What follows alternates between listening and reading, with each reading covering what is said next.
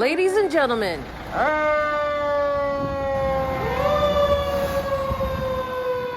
please take your seats.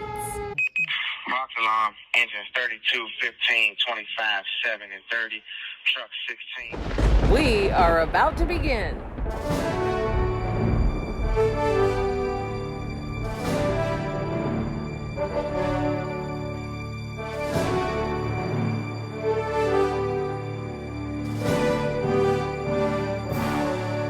Ladies and gentlemen, welcome to the District of Columbia Fire and EMS Awards Ceremony and Celebration here at the Walter E. Washington Convention Center. Tonight, we honor DC's bravest. All units stand by.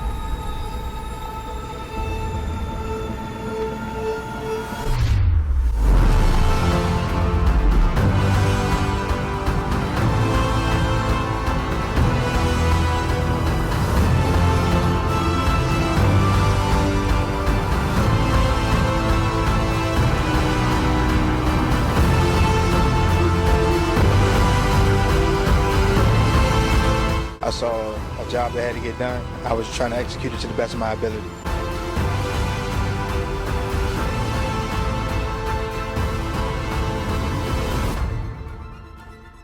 Honor guard ready!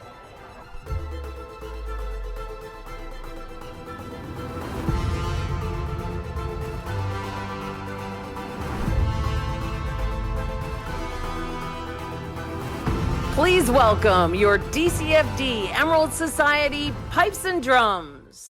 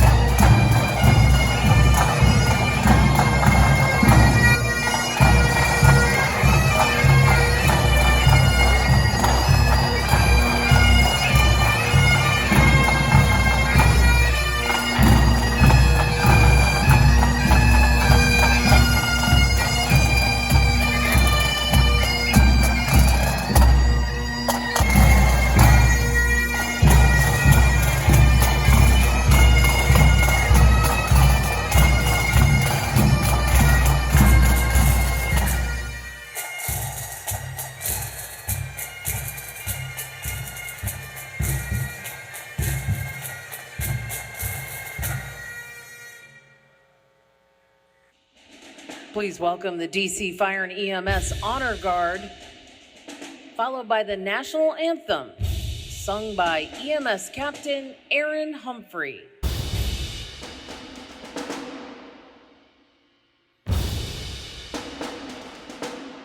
Freeze it! Up!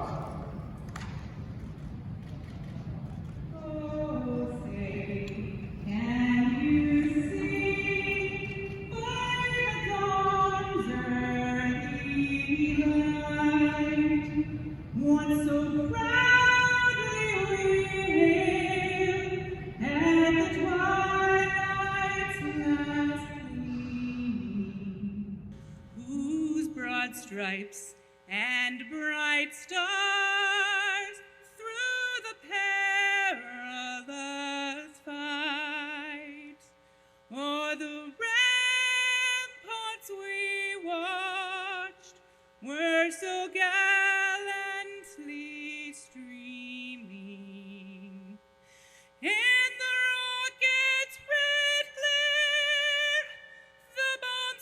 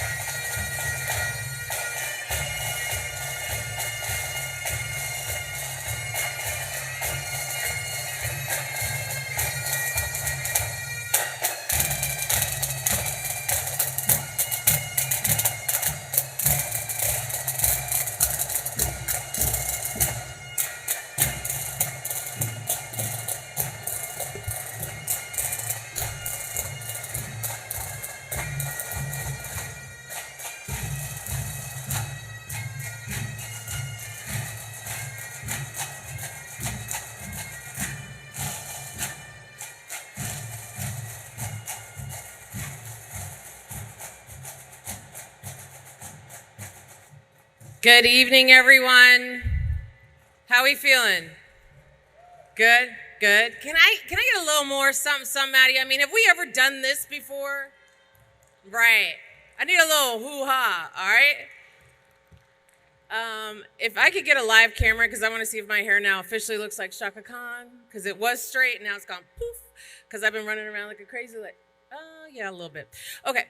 I just want to welcome everyone here. I'm Jennifer Donnellan, Chief Communications Officer. I manage the Media and Community Relations Division for DC Fire and EMS, and I am so excited about tonight. It's just beyond. It's emotional for a lot of us. You've had a tight-knit group, put in a lot of work to make tonight happen, and quite frankly, without any one of them, this wouldn't have been possible. So a big round of applause to Pipes and Drums and the Honor Guard and the EMS Captain, Aaron Humphrey. That was amazing. The mayor will be here, so we're going to bring her up once she arrives. And I just want to quickly mention out front, we have some photo opportunities, some backdrops, and but on a serious note, the Training Academy brought over the 102 memorial helmets representing our line of duty deaths, and I got to tell you, it's brought gravity to all of us here once they arrived. We take them, and we know you take them wherever you go, on every run, to every fire, to every 911 call. So it's an honor to have those helmets here as a reminder to us of why we do what we do.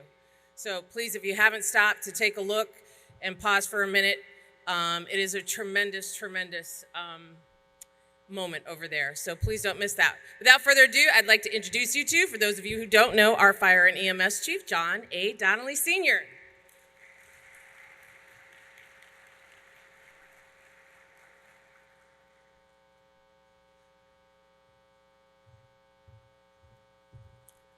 Wow, welcome everyone. Welcome to the DC Fire and EMS Awards Ceremony and Celebration.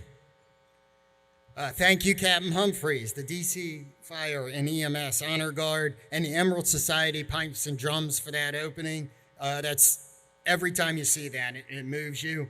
And remember that our Pipes and Drums this year were in Europe for a huge tour where they got some national recognition, an amazing group.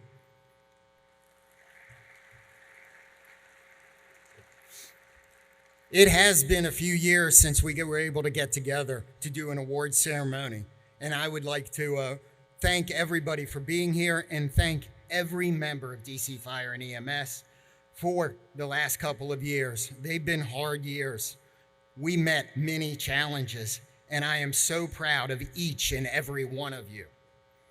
The last few years have really been hard, and you did great. If nobody's told you that, I'd like to say it again. You did great.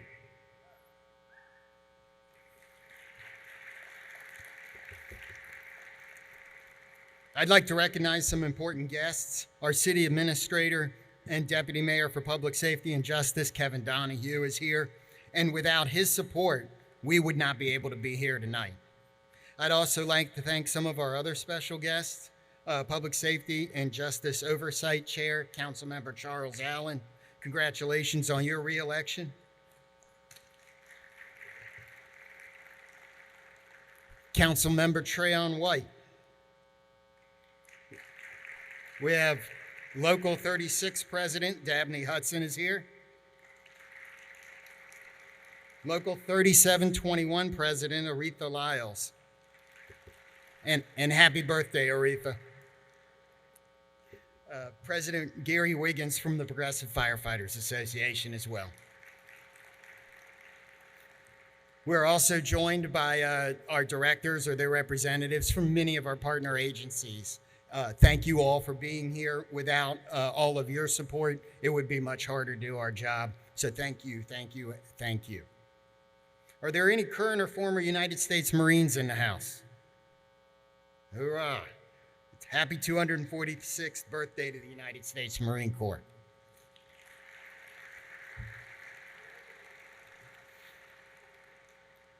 But most of all, welcome to our most special guests, DC's bravest and their families.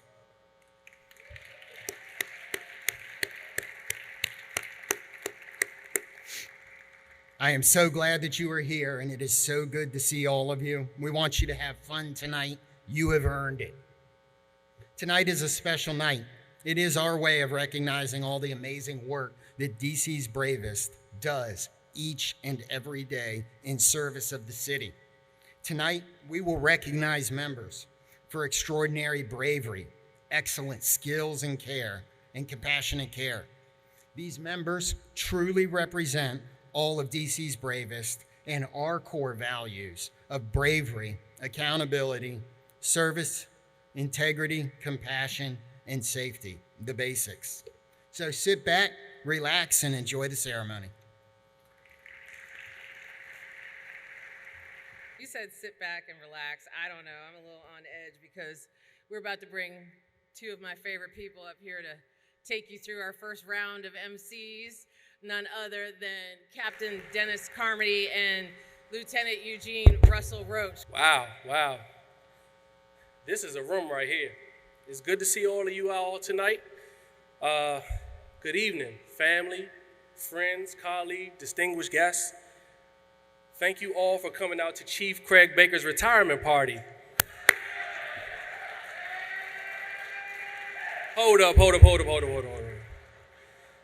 I got Gordo to proofread my notes, and he switched this up on me. Now, we all know Chief Baker isn't retiring until 2032. It's 2022, okay? Sorry about that, Chief. I do apologize for Gordo, so he did it, not me. Let me just throw that away because I didn't do that.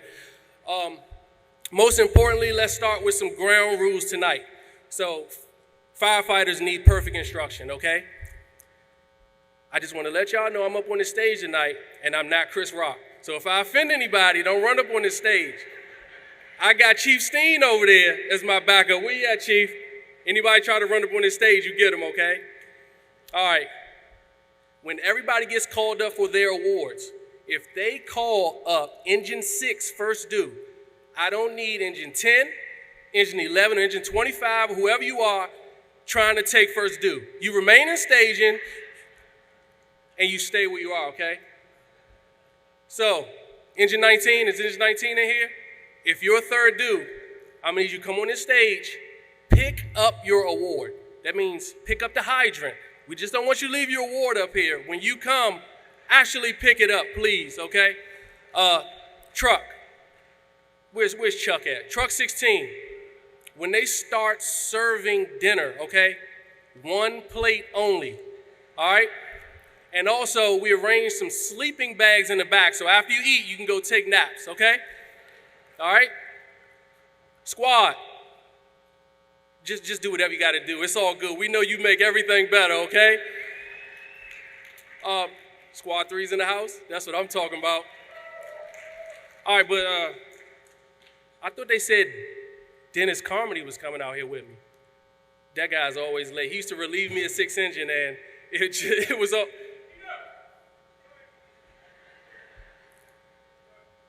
Yeah, there he is. Always late. He never disappoints. I'm up. Sorry. I got crushed by traffic. Can't get my notes out. This is a disaster. Anybody else hit traffic coming in here?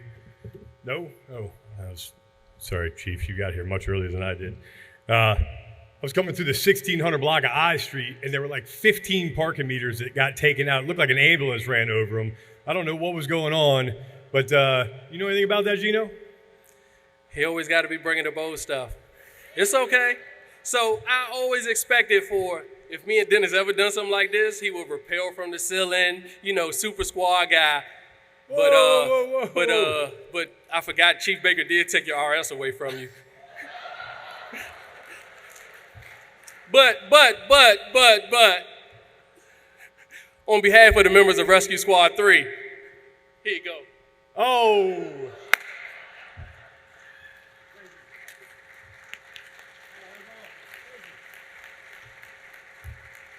That actually is a big surprise. So, as you can see, I'm a truck guy now, and I'm proud to be a truck guy. And we actually were planning on doing a little rappel entrance thing here. It's one of the reasons I was actually late. And I looked over and I saw Squad 3 tying the anchors. I was like, I'll just take the stairs. I'm good. Squad 3, you going to stand for that? He spent 2 years of his career over there, and he said it was the best time of his life. Squad 3 is awesome. I spent 12 years on 2 different rescue squads, Squad 1 and Squad 3. I learned a lot, but the reality of it is everything I needed to learn about a rescue squad, I learned when I was a 6th Engine from Chief Riley. He was the captain of Truck 4, and every day I walked in, he'd be like, hey, Carmody, why you want to go to that phony rescue squad, all right? All you got to know is single drop, double drop, half moon, all right? They're a bunch of stair jamming, mattress flipping, do nothing prima donnas, all right? They don't care if you can put out a fire as long as you can rappel off the Washington Monument. I rode the Sacred Cow, ooh, all right? It's the greatest show on earth.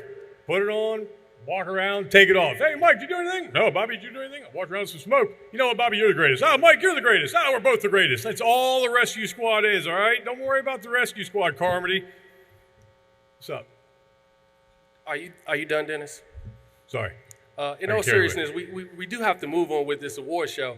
I just got word that, like I told you, you have to tell firefighters, give them perfect instruction. So, if you didn't listen to my instruction at first, if you're called up here first, you're first due. No changes to that assignment. We got Chief Grover in the back, listening to audio. We got a couple of dash cams in the corner. All right? If you want that 3A, make my day. All right? All right. This little bantering back and forth between Gino, we've had enough of it. It's time to start honoring our honorees this year. And I was walking around earlier. I was taking a survey and checking out the representation of so many different companies. I noticed Truck 16. Where are you, Truck 16? Make some noise. Yeah. So Truck 16 has 29 members assigned to the ladder truck, and 25 of them are here tonight. So give it up for Truck 16. That is absolutely awesome. The other 4 were going to come in, but they all got hit with mandatory overtime, so they apologize for not being here. Oh, Lord. What other crews we got in here? I heard the fire marshal's office was deep in here. Is fire marshal's office in here? That's what I'm talking about, represent. So if you all haven't been watching TV, that mean they've been on Fox 5, on Zip Trip. They've been installing smoke detectors in the neighborhood near you. They've been representing. So y'all are never, ever in the office. And I heard it's because you hate Mitch and JD. Is that true? But I'm even more impressed that you all managed to do that in a pair of Air Donnellys. My feet are killing me just standing up here. So I don't know how you did it, but you definitely deserve a medal based upon that. All right, we've taken up enough of your time tonight. So we're going to start the 2022 DAB Awards ceremony. I'm going to bring up the next person who's going to speak to you. It's, sorry, Gordo, I can't read your notes either. The Fire Chief, Amy Morrow. Please come to the, oh, I'm sorry. I apologize. That's he got Gordo. Me too. Gino, he got me too. This is our Fire Department Chief of Staff, Amy Morrow. Give it up for her, everybody. Very funny. But seriously, thanks for keeping it G-rated, guys. Good evening. On August 4th, 2002, I was at my desk at the Reeves Center, working late, when I decided to wait out the major thunderstorm that had just struck the city before driving home. Suddenly, I got an Everbridge text message saying we were responding to 4 cardiac arrests from a lightning strike in Lafayette Park, across from the White House. I assumed the text was inaccurate, because initial reports often are. I turned on my radio just in time to hear Acting Battalion Chief John Connolly announce that it was confirmed. We had 4 cardiac arrests. So many things run through your mind when you hear a radio transmission like this. Will we have enough resources for our patients? Will our members know how to provide treatment for this low-frequency, high-stakes event? Are our responders in harm's way because it is still thundering and lightning and pouring rain? The district's late and beloved NBC4 anchor, Jim Vance, once described the work of our department on a fire scene as, quote, nothing short of magnificent. Each responder doing something important. There wasn't a single wasted effort. There must have been a dozen responders out there. Each one knew what to do, when to do it, and how. On August 4th, just like Jim Vance, I sat and listened to the radio in awe of the work of our members. Within less than 90 seconds of receiving the call from the Secret Service, the Office of Unified Communications dispatched units for a cardiac arrest. Hearing that there were multiple casualties, EMS 6 Captain Jonathan Botwin requested more units on his way to the scene, as well as a tactical radio channel. Within 4 minutes and 7 seconds of dispatch, our first unit arrived on the scene, Engine 16. They encountered multiple bystanders providing CPR to the patients, nurses visiting from out of town, a White House doctor, Secret Service agents, and U.S. Park Police officers. Within 12 minutes of the first dispatch, 3 medic units arrived on the scene. Several minutes later, our 4th medic unit arrived. By then, 3 patients were already on their way to the hospital. 2 of them had recovered a pulse, thanks to the work of the bystanders and our first responders. After arriving at hospital emergency departments, the 2 remaining patients also recovered pulses. For the next 24 hours, our department waited to hear about our patients' outcomes from this extraordinary event. We were saddened to hear that despite our best efforts, James and Donna Muller had died of their injuries. We were also devastated to learn that Brooks Lamberton, 29 years old, had died. This is the reality of our employees' work, that even when they do everything right, patients still die. That is a burden that they carry every single day. But a few days later, we received much better news, and that was in the form of a message from the mother of Amber Escudero Contostathis. Amber was awake and would recover. We were so thrilled and awed once again at this hopeful news. Tonight, Amber is here to award her lifesavers with Department Cardiac Arrest Save Coins. These coins are awarded to our members and civilian bystanders when they successfully resuscitate a patient in cardiac arrest and that patient leaves the hospital in good health. And with that, I am honored to introduce Amber and her husband, Achilles.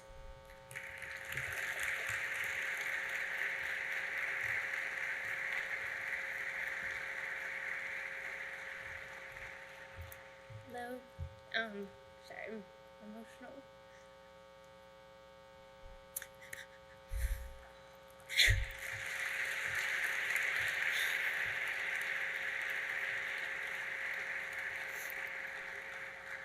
I just want to say thank you so much to all of you that have decided to choose this line of work. Because of you guys, I'm standing here today. For the families of those that chose this job, my hearts are with you every single day because I cannot imagine what it feels like to know your loved one is rushing towards harm and putting their lives in danger to save others. I was there that day on my 28th birthday, actually asking random strangers to help refugees in Ukraine and in Afghanistan. And I believe in the goodness of people, and this room is just full of the best people I think in the world. You guys are so selfless, and I thank you so much. Thank you.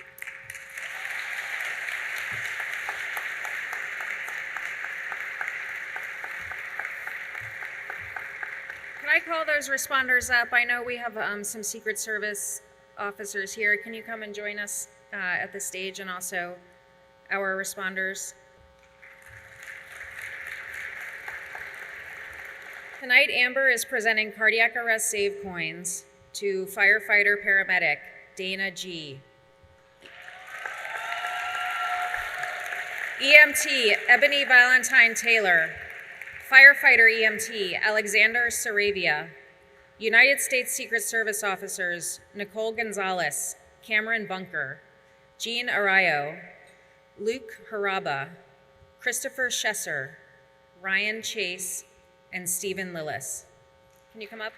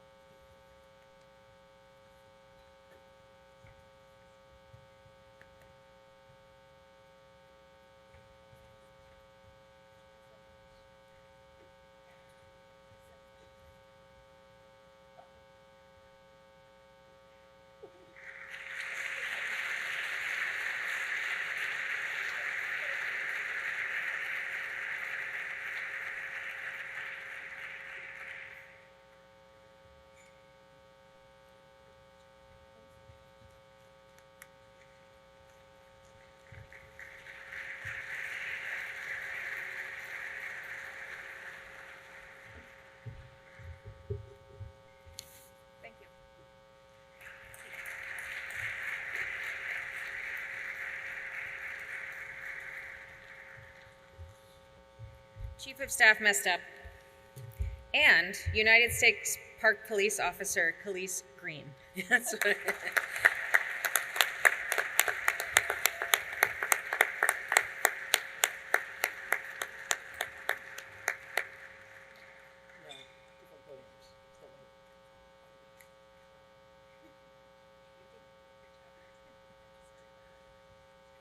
Congratulations. Thank you so much. Amber, thank you so much for being here with us tonight. I can't tell you how much it means. This means more than any pin or bar or coin or anything, is seeing you here doing well.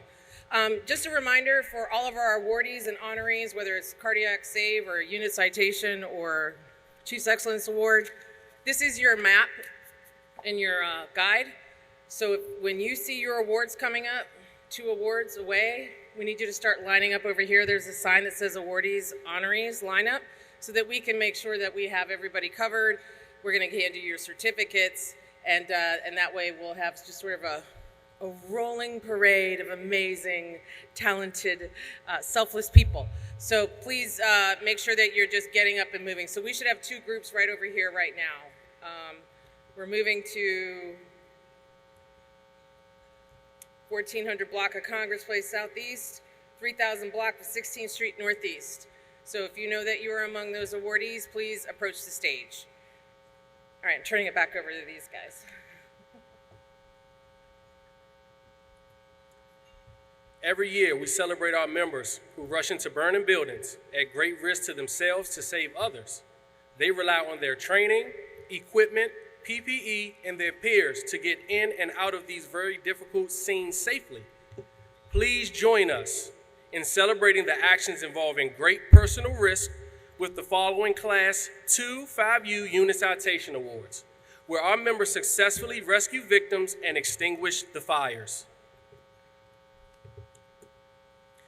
At the 1400 block of Congress Place Southeast on October 16, 2021, responders found a fire on the first floor of a 3-story frame house with a report of an elderly man trapped inside. As Engine 32 battled the fire on the first floor, Rescue Squad 3 worked through high heat and heavy smoke to locate an unconscious male victim in a rear room. They removed and passed the victim to the members of Truck 16, who carried the man into the waiting arms of Medic 25 and EMS 3 for immediate treatment, resuscitation, and transport to the hospital. From the Rescue Squad 3, I have Lieutenant Michael Walker, Firefighter Technician Billy Alexander, Firefighter Paramedic Eric Nellis, Firefighter Daniel Newman, and also Firefighter John Hope. Also, from Truck 16, we have Lieutenant Paul Garner and probationary firefighter Javon Benson. From Medic 25, we have firefighter paramedic Sydney Haas and firefighter Jason Bell. Last but not least, EMS Captain Sharon Moulton.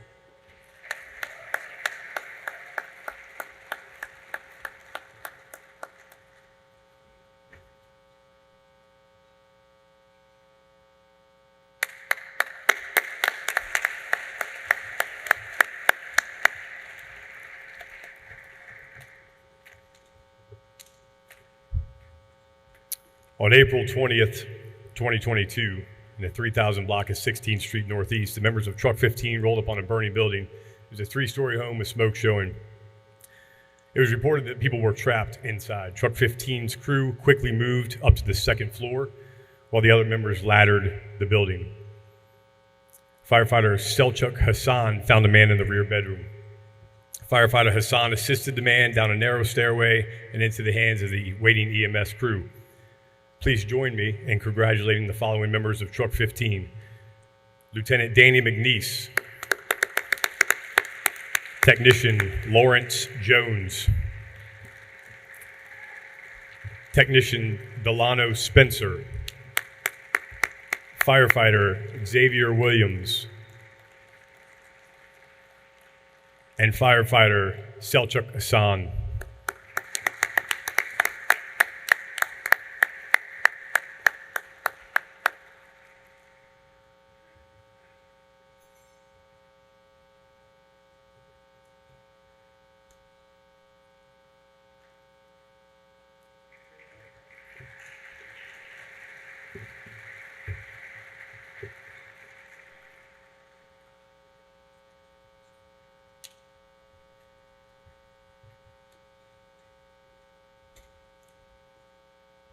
On the 700 block of Mississippi Avenue Southeast, on August the 7th, 2022, members of the Rescue Squad 3 and Truck 16 raced into an apartment fire where children were reported trapped.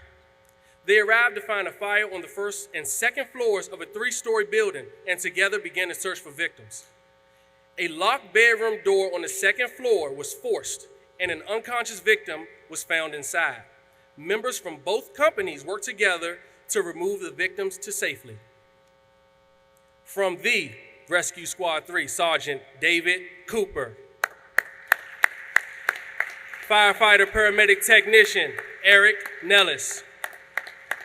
Firefighter Chicken Man Charlie Williams. Firefighter Paramedic Nick Dalbo. Firefighter Paramedic Eric Budd. From the Truck 16, Captain Matthew Mbach. Firefighter Technician Michael Evans. Firefighter Eugene Singleton. Firefighter James Biles. And probationary firefighter Anthony O'Cone.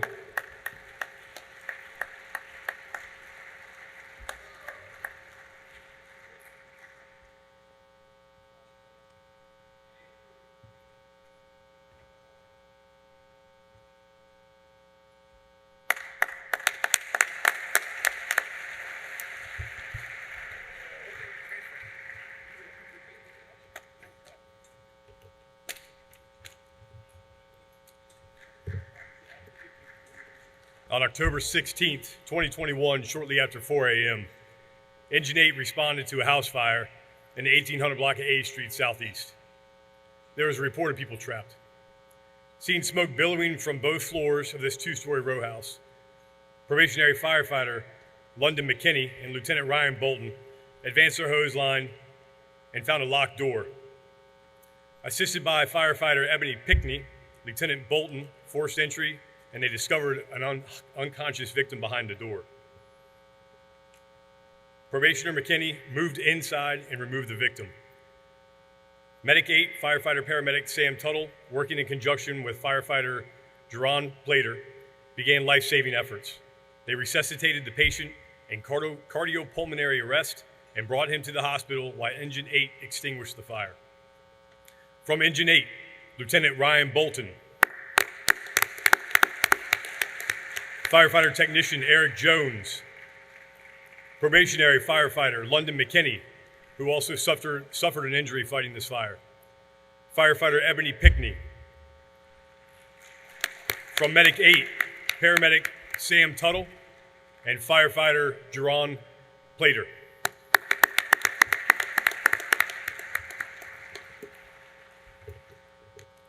On July 5th, 2022, Engine 25 and Truck 8 were among the units dispatched for an apartment fire at 434 Condon Terrace with people reported trapped.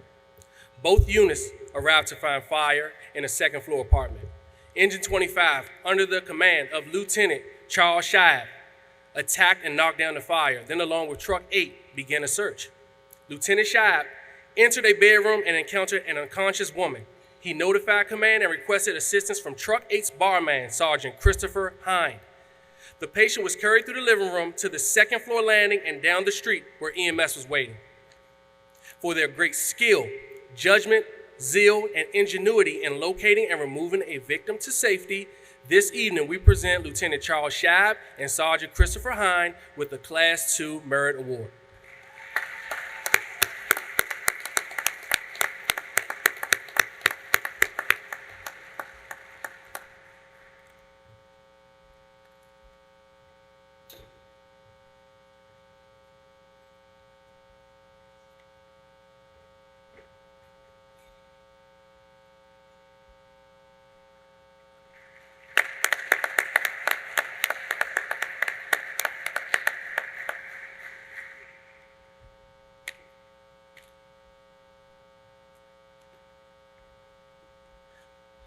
And now, I am pleased to introduce Assistant Chief Queen Anune and Patient Ray Bieria, who will present our next award.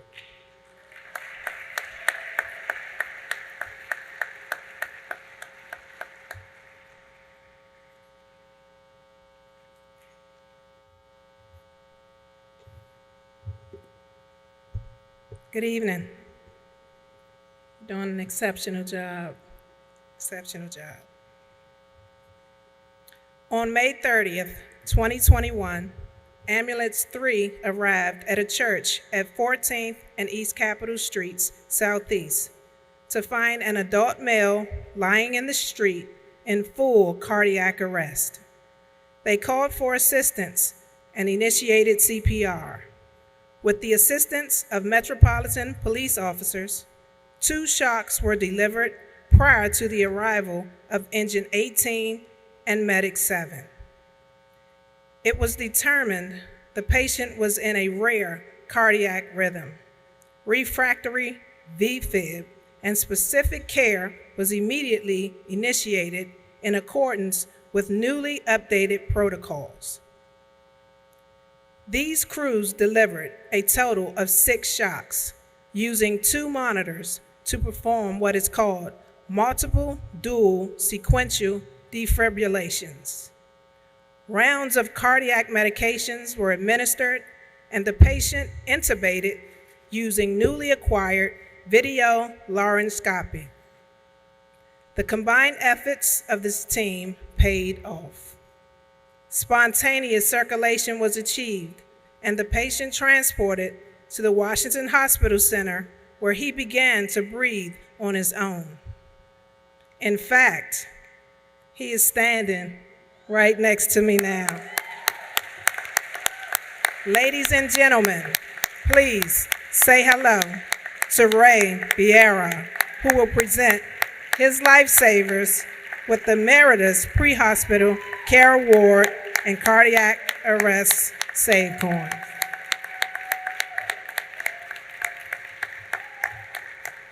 Thank you so much, everyone. The first thing I must do is I must praise and give all and the honor and glory to my Lord and Savior, Jesus Christ.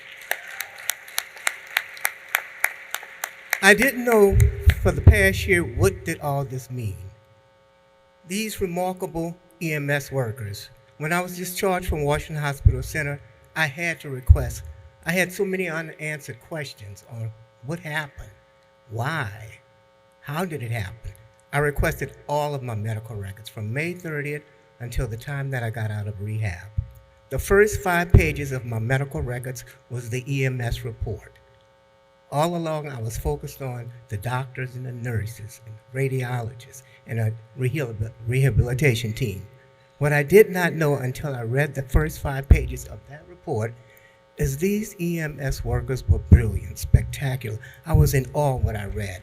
Every single second, the team of 5 individuals was performing something in unison, but independently on their own. I was just struck, and I had to meet these people. I had to see them face to face and look in their eyes and tell them thank you so much, because I knew God had sent me the very best. I now know what all this means. My cardiac arrest really had so little to do about me. It was all about God. I was just the chosen person so that God could reveal himself to me and reveal himself to others so that they could see and believe. Thank you so much, EMS team. I'm indebted to you. I owe you everything, and I'm just so appreciative. And the one thing I do want to say, and I promise to end this, is when I went and met these guys, they were stunned and shocked. I was standing in front of them. They couldn't believe it. They said, it just doesn't come out this way in situations like this. I went there with so much humbleness and gratitude and gratefulness, but they equally shared the same humbleness, gratitude, and faithfulness in seeing me. I was there to lift them up, but they were lifting me up at the same time.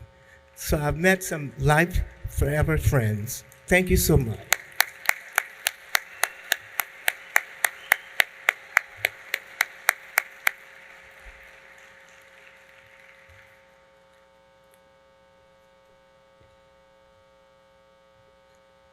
Sergeant Alethea Brooks, firefighter paramedic Glenn Hanna,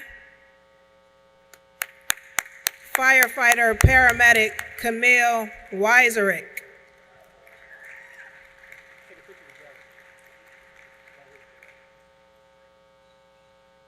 and certificates will be presented at a later time to the following: firefighter LaQuinn Phillips, firefighter Delonte Ross, firefighter technician Paul Swerdlow, firefighter Jeffrey Liverpool, firefighter Julian Jones, firefighter paramedic Christopher Williams, and EMS Captain Derek Weinroth.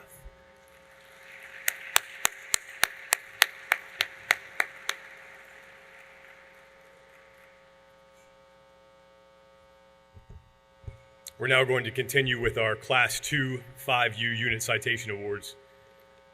On the 700 block of Hobart Place at 4 o'clock in the morning on October 22nd, 2021, the mighty Truck 6 was greeted with a fire roaring up the top floor of a 3-story apartment building.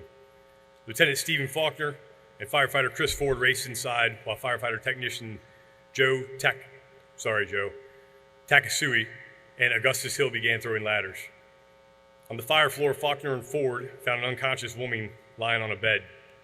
While Engine 4 was extinguishing the fire, Lieutenant Faulkner began to remove the unconscious woman. He then handed her off to Sergeant Jordan Wiley and Charlie DeZanko of Rescue Squad 2, who brought her outside. Firefighter Takasui then spotted another victim at a top floor window. Lieutenant Faulkner then assisted the elderly man down to the ground via a ground ladder, and he provided the ground ladder was provided by firefighter Alvin Mason, who guided the victim to safety below. Please join me in congratulating the members of the mighty Truck 6, Lieutenant Stephen Faulkner, firefighter Joe Takasui, firefighter Augustus Hill, firefighter Charles Ford, and firefighter Alvin Mason.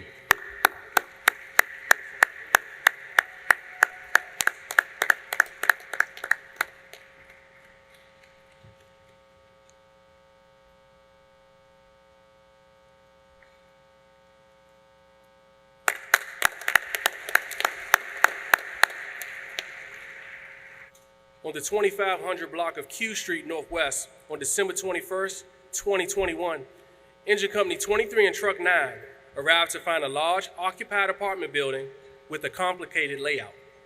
The second floor was filled with smoke, and with numerous apartments and hallways, it was difficult to find the source. Truck 9 located the fire apartment and forced the door, while Engine Company 23 extended its attack line. Inside the fire apartment, Engine 23 clambered through extreme hoarding conditions, black smoke, and moderate heat to locate and extinguish the fire. They found a man face down and unconscious in the debris. With great difficulty, they maneuvered him out into the hallway where Rescue Squad 1 assisted in removing the victim from the building. From Engine Company 23, Captain Philip Stevens. Firefighter Technician D'Angelo, Class 10, Bunch. Firefighter William Dooley. And Firefighter Tahi Dodson. From Truck Company 9, Lieutenant Patrick Garrett. Firefighter Technician Dwayne Poe. Firefighter Lateef Baldwin. Firefighter Ty Glover. And Firefighter Charles Ford.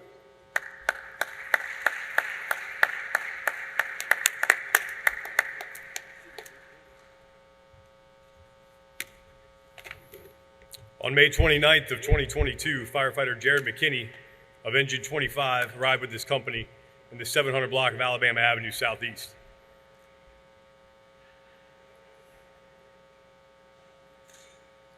They found a burning apartment building. McKinney heard a shout, "Get my baby." Looking up, he saw a man holding a toddler out the window of a second floor window. McKinney positioned himself below and caught the 2-year-old.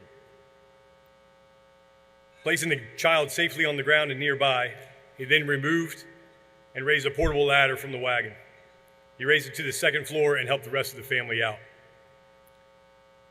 For his actions involving great zeal, judgment, and ingenuity, this evening we present firefighter Jared McKinney with a Class 2 award for merit.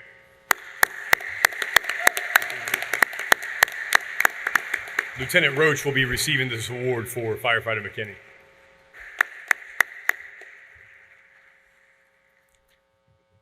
On 3943 Martin Luther King Jr. Avenue, smoke and fire are not the only dangers that our members face. Far from it. On November 22nd, 2020, Engine 25, Ambulance 15, Medic 7, and EMS 3 responded to a shooting in the 3000 block of Martin Luther King Jr. Avenue Southwest.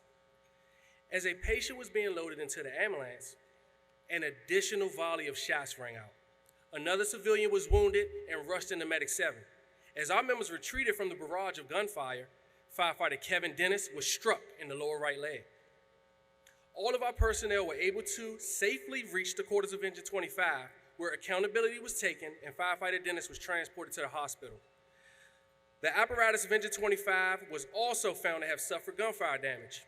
One of those members, unfortunately, is no longer with us and will be posthumously awarded with a Class 2 5U unit citation.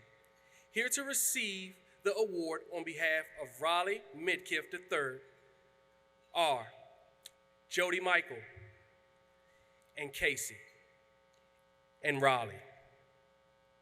And from Engine 25, Sergeant John Anderson. Scratch that. He just was promoted, Lieutenant Anderson. Firefighter Michael Lovin. Firefighter Nicholas Miramontes. And firefighter Kevin Dennis. From Ambulance 15, Sergeant Sean Bahealer.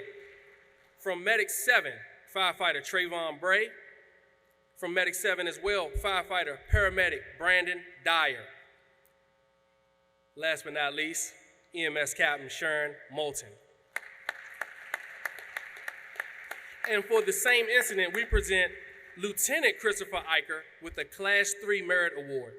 Lieutenant Eicher was the aide from the 3rd Battalion Management Team for this incident. He coordinated getting all the units on the right channel and helped obtain pertinent information regarding the shooting from communications. He went above and beyond with his communication skills. Thanks to his efforts, all of the patients and members were safely moved away from a chaotic and dangerous scene. Congratulations, Lieutenant Eicher.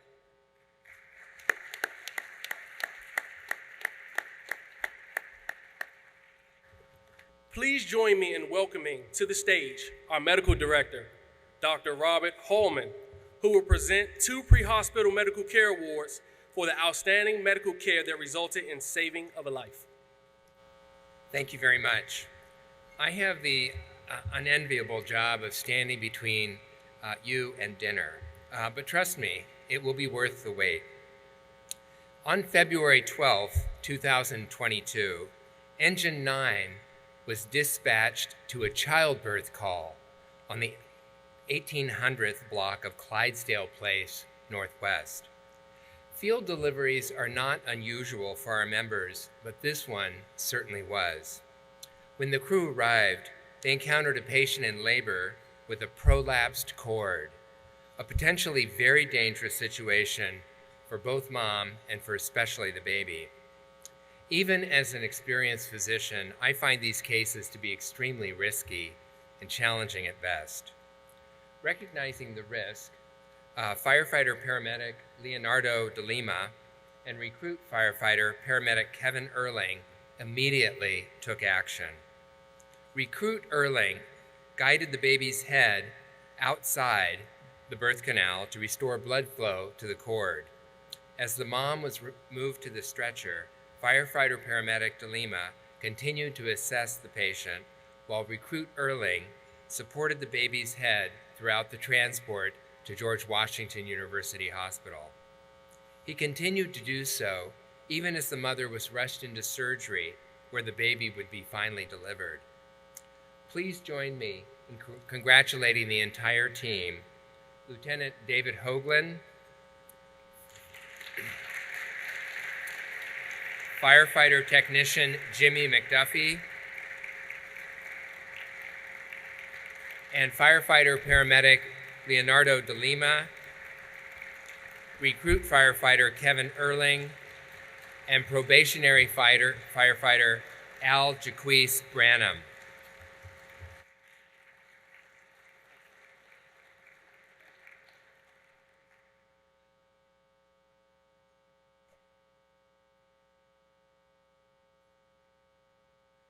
Can we have a round of applause for all the awardees and honorees thus far?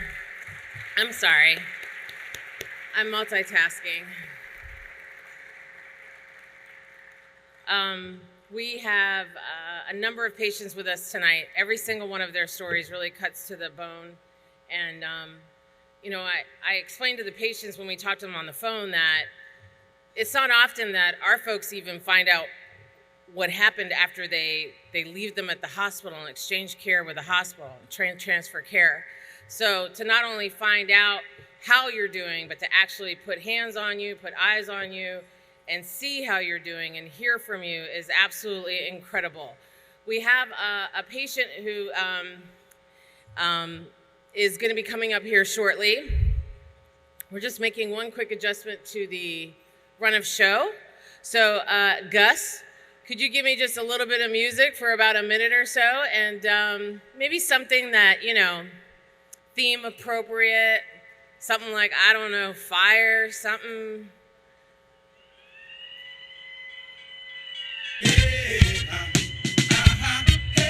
Oh, here we go. All right, y'all can get up. Let's go. No one's gonna get up, are they? Baker, get up. All right, we'll be right back. Ladies and gentlemen, if you could please take your seats. Medical Director Dr. Robert Holland, please return to the stage. And by far, the best dressed, cutest guest of the entire evening, we will all agree,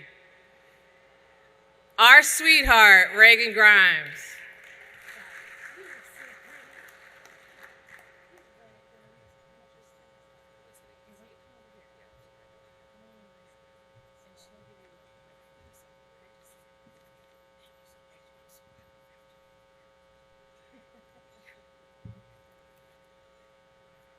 I am joined this evening by Tina Grimes and her granddaughter, Reagan Grimes, who's a 4th grader at Accokeek Academy. But on May 1st, 2021, Engine 27 and Medic 27 were dispatched to a horrific event on the 3500th block of J Street Northeast. A then 7-year-old girl had suffered a major gunshot wound in her chest. When the units arrived, MPD officers had already applied military-grade bandages and chest seals to the wounds. Firefighter-paramedic Nicholas Jabel immediately scooped up the child and ran with her in his arms a considerable distance to Medic 27. With the support of their crewmates who drove to the hospital and assisted with patient care, Jabel and firefighter-paramedic William Chrising administered life-saving treatment en route to the hospital. During the trip, the little girl's condition then began to deteriorate. Jabel and Chrising made split-second decisions and performed interventions that demonstrated an exemplary understanding of patient physiology and pharmacology. Needing to do such a procedure on a child is an extremely rare, potentially once-in-a-career occurrence. The patient arrived at Children's Hospital and was rushed into surgery. Amazingly, she was discharged from the hospital 2 days later.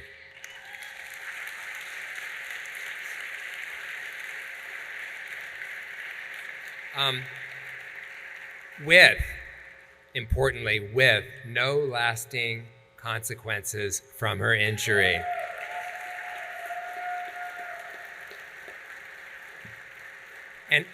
And today, Reagan and her grandmother Tina are here to present her lifesavers with their pre-hospital meritorious award, given to members whose work leads to saving a patient's life.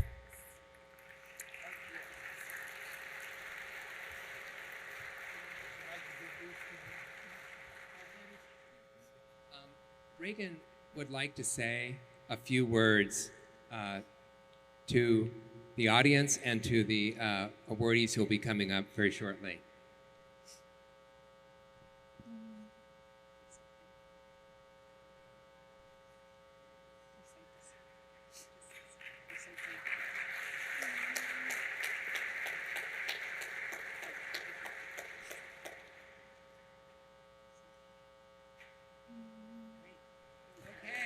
So,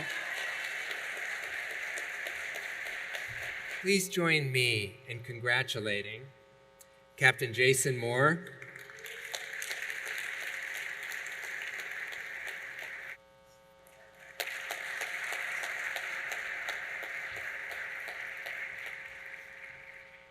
firefighter paramedic William Chrising,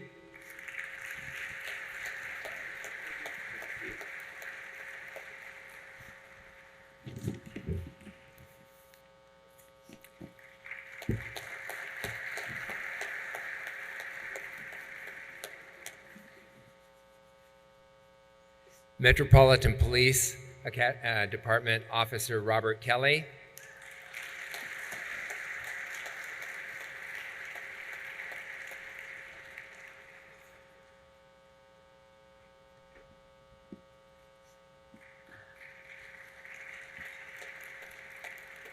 also on the team but not here this evening, firefighter paramedic Nicholas Jabel, firefighter technician Christopher Johnson, firefighter Harold Gladden, and EMT Crystal Thompson. Please give them a round of applause.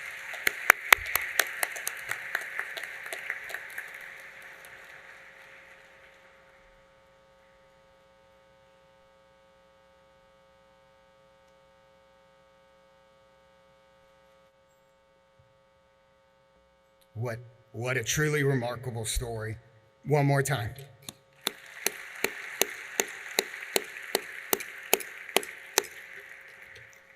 So I right now have the great pleasure and honor of introducing our mayor, Mayor Muriel Bowser, and congratulating her on winning her third term.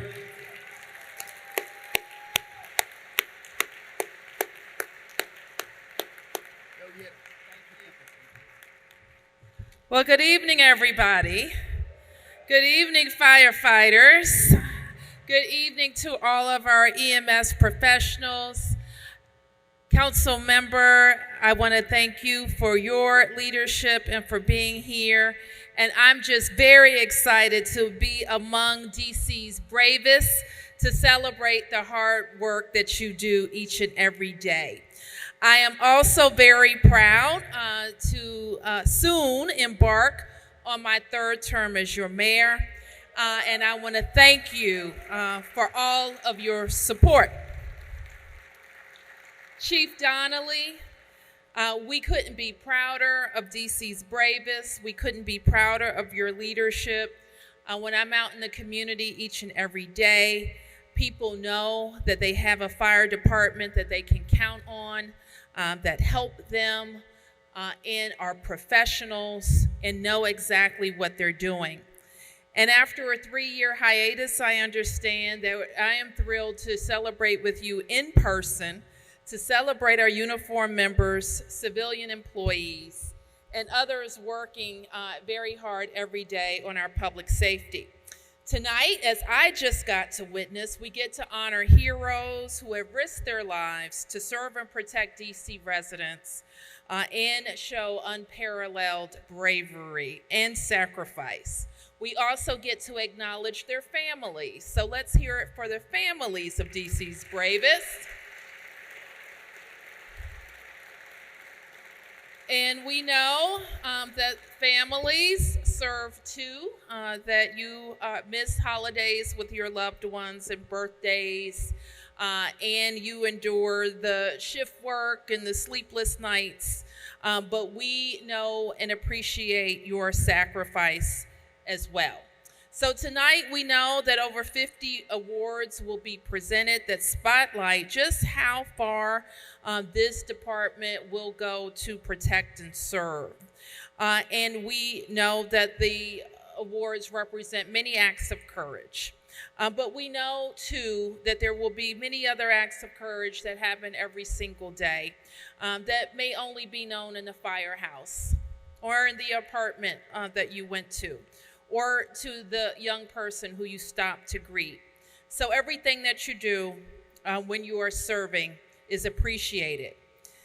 I just want to highlight a couple of very notable things over the last 2 years.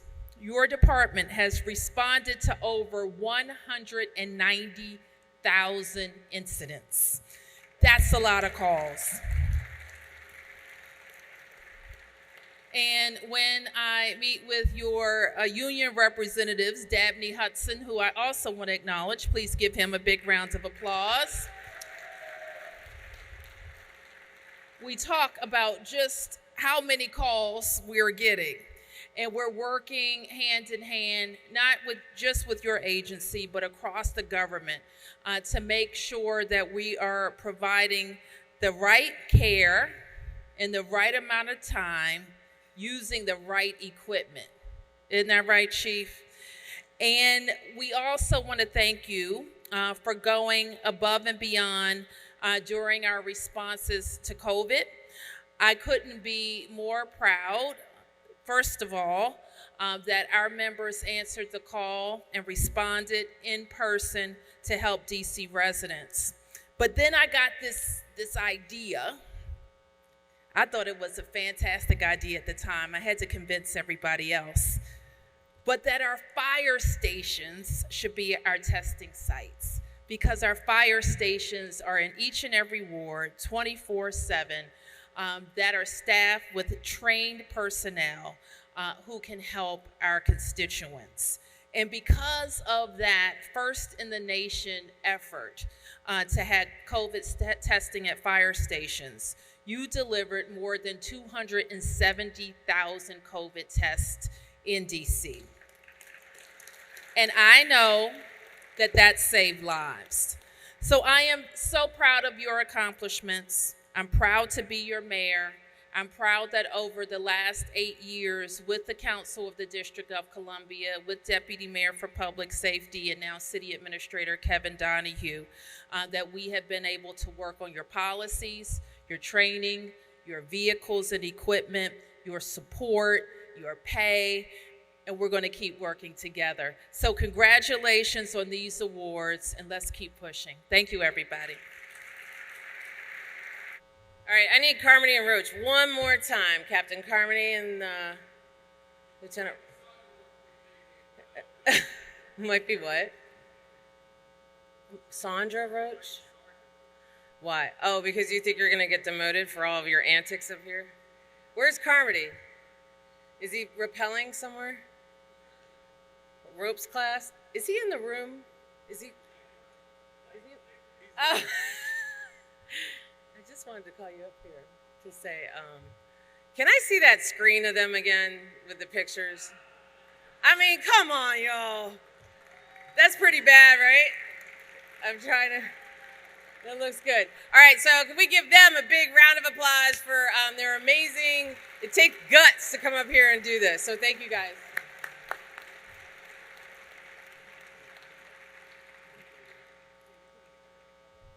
It's time to eat dinner. How about that? Let's serve dinner. In the meantime, we are going to get one more performance because we don't get that many opportunities to see our pipes and drums as a department. So we are bringing them back to take you guys into dinner. So welcome back to our DCFD Emerald Society Pipes and Drums.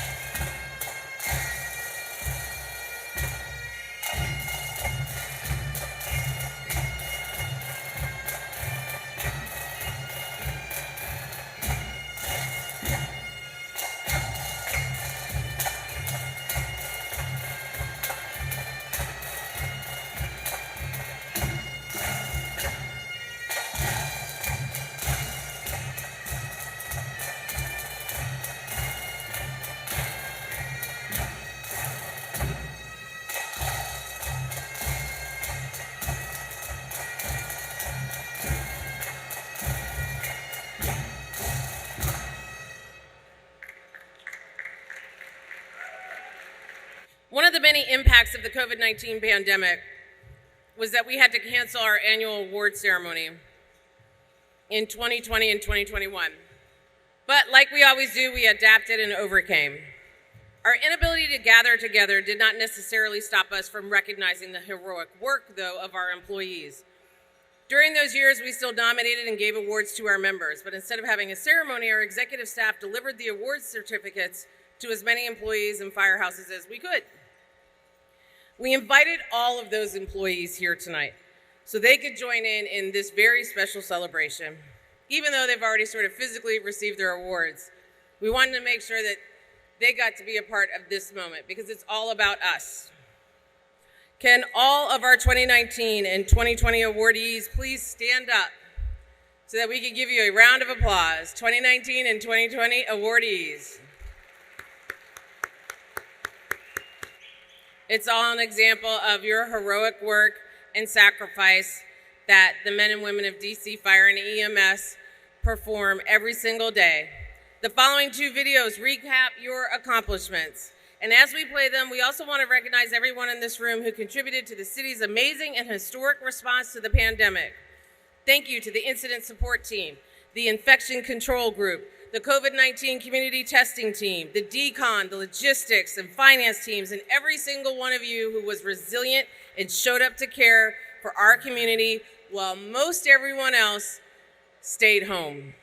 You ran towards the danger as always. Thank you and congratulations.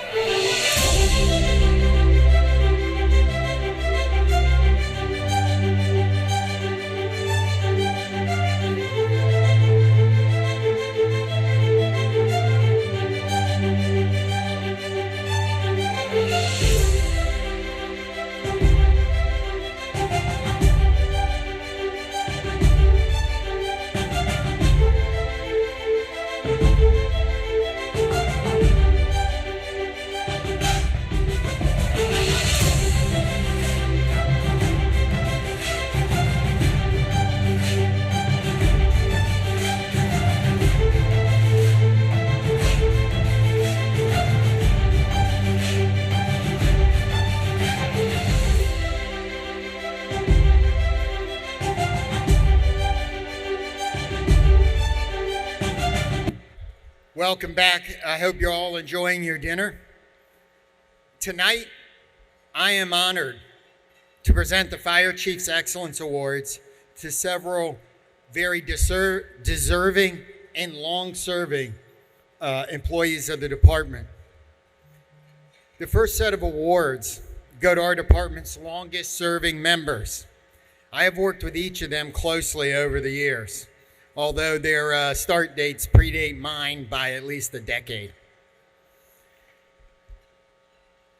So can we get Eddie Lehan, Larry Lance, Charles Cloud, and Sandy Smith?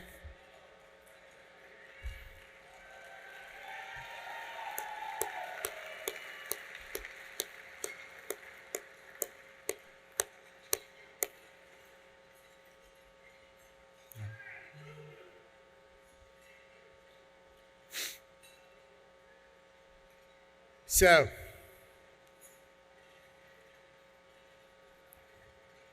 Sandy Smith is works in our logistics office.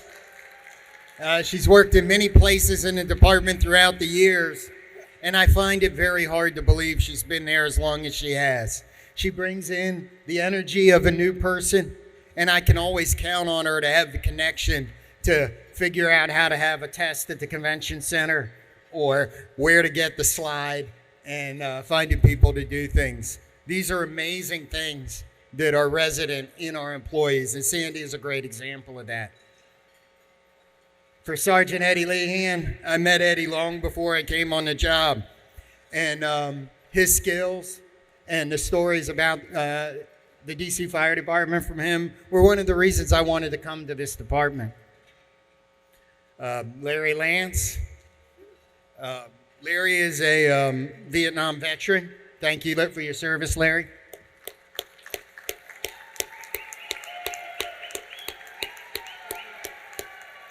Not only did he serve in the Army, he served in the Coast Guard. I'm not sure which one he did first, but good job, Larry. Larry is amazing. After all this time, he's still working at Medic 30. He tells me that I can't transfer him and that he has to stay at Medic 30. Another funny thing about Larry is he was a mentor of mine when I was a 16-year-old learning to ride an ambulance out in Prince George's County. And he's a guy that is still touching people, right? In many, many different ways. Thank you, Larry. Thank you. Charles Cloud is actually our longest serving member. He couldn't be here today, and he is retiring soon, I understand. But Cloud comes to work every day. He's got an amazing smile on his face, like he knows something we don't. Maybe he does. These members have a tremendous level of respect from their peers. They have seen our city and department grow and evolve over the decades, and they have contributed amazing service and made sacrifices in the long service to our residents and visitors. Please join me in congratulating the following employees. EMT Charles Cloud, 45 years of service. Paramedic Larry Lance, 44 years of service. Sergeant Edwin Lehan, 39 years of service. And Sandy Smith, 41 years of service in December.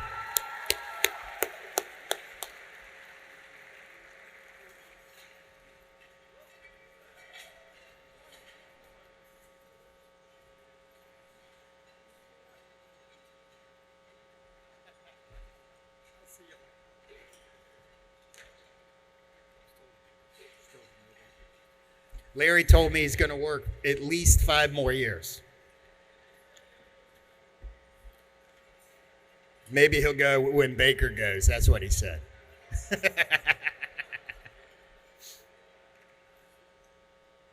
The next awards, the next Fire Chiefs Excellence Award goes to the Denise M. Beals Immersive Lab and Education Center team. In February 2001, a small group of EMS officers at the Training Academy initiated an effort to vastly improve our department's modest EMS simulation lab, or Sim Lab for short. We had just expanded the Training Academy's footprint to the campus of the former P.R. Harris School, which helped transform an ambitious idea into one of our most innovative EMS initiatives in recent years. What was once a barely functioning Sim Lab trailer became a new 30,000 square foot space featuring a state-of-the-art immersive lab and simulation center, where all of our members could learn and improve the quality of their EMS care. Countless hours of planning, preparation, budgeting, and hard work by the team, supported by the budget enhancement from Mayor Bowser and the City Council, has led us to current success after opening on November 1st, 2021. Over the past 10 months, 325 students have taken part in training in the new immersive lab.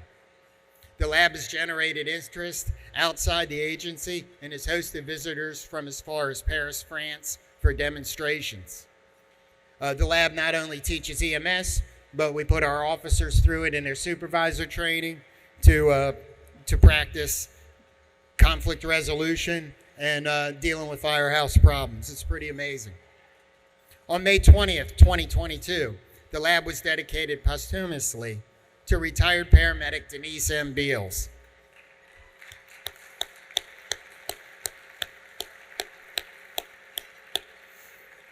The lab continues to train members not only in EMS hands-on skills, but also officers in conflict resolution, field training officers in mentorship training, and much more. Without the hard work and dedication of the team, the immersive lab and the simulation center would not exist. For these reasons, the following members are awarded the Fire and EMS Chief's Excellence Award.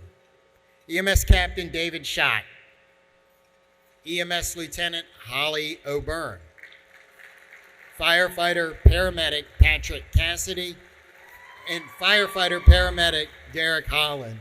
Congratulations.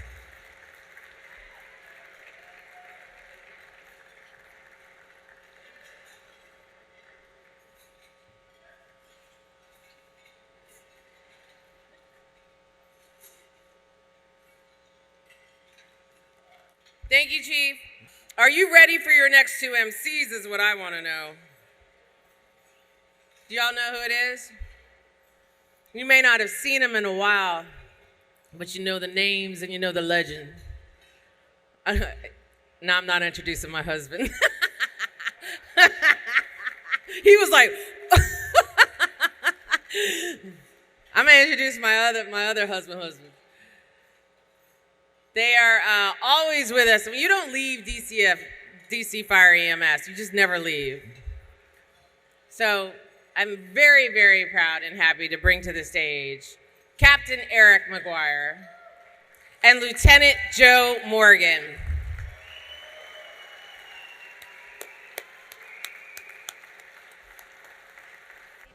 Hey, Joe. Cool. Hey. Hey. Training Academy Class 304. Class 304.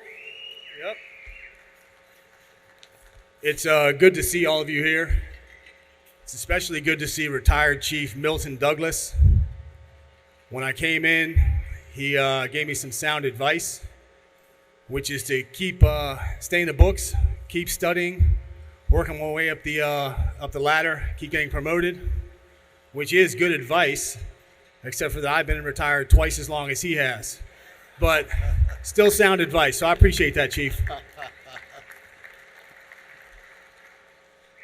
That was great advice. So this is the time when we're supposed to banter. And we called each other yesterday to say, what are we going to banter about? And neither one of us had anything to say. So it just brought us back. Eric mentioned we were in Class 304 together, where we learned how to do bear crawls. And then we got promoted to sergeant at the same time. Then we were back down the academy when we were teaching others the art of bear crawling. And now we get to stand here in our retirement to celebrate all of the heroes and heroines of the DC Fire Department. It's pretty awesome.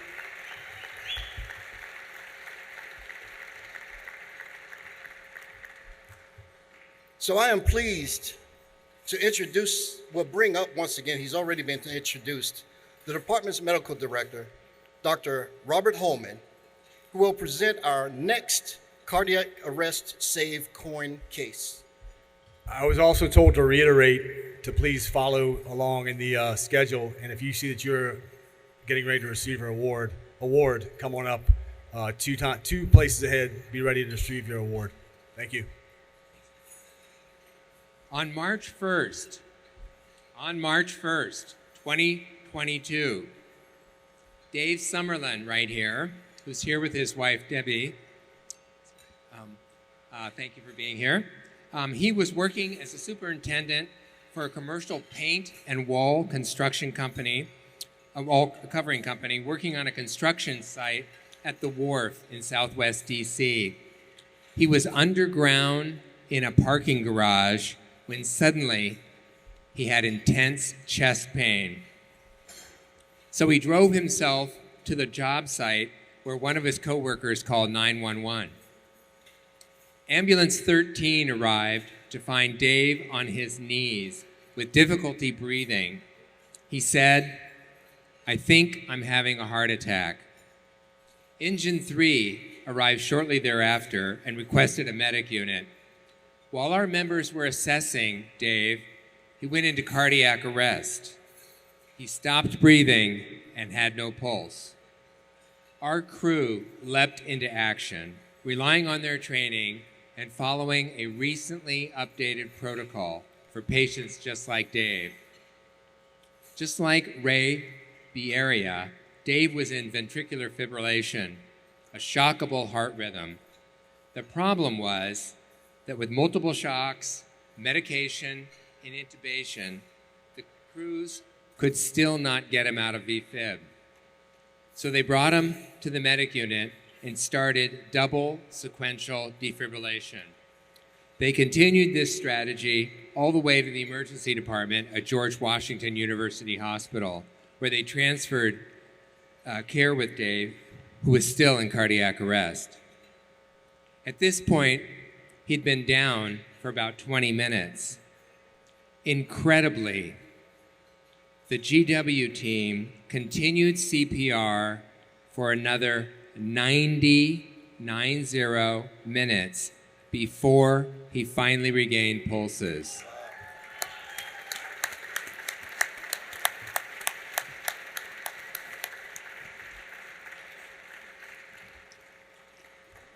Dave and Debbie are here tonight to present cardiac arrest save coins to his lifesavers.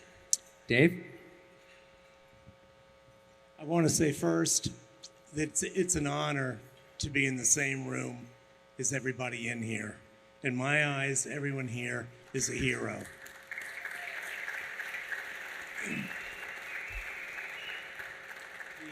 The fact that the guys that were assigned to me that day went 90 minutes without stopping, it blows my mind to this moment. I still can't get over it. At any given time, somebody could say, "Hey, we tried." Yeah, we tried, and that'd be the end of it. But they went 90 minutes on me, and miraculously, I'm alive. My brain still functions, I believe, as it should. I did suffer a spinal stroke, and that's why I'm in a wheelchair now. I'm up and walking with a walker, and within a few months, I plan on ditching this wheelchair for good.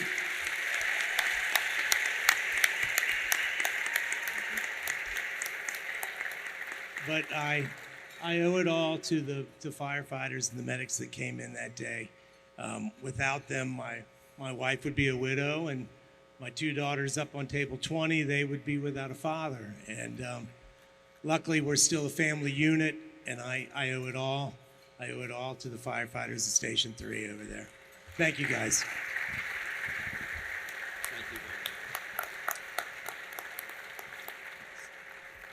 So, for saving the life of David Summerlin, we are pleased to present cardiac arrest coins to Sergeant Benita Bagley, Firefighter Thomas Donahue, Firefighter Paramedic Alexander Pluto. Come on in.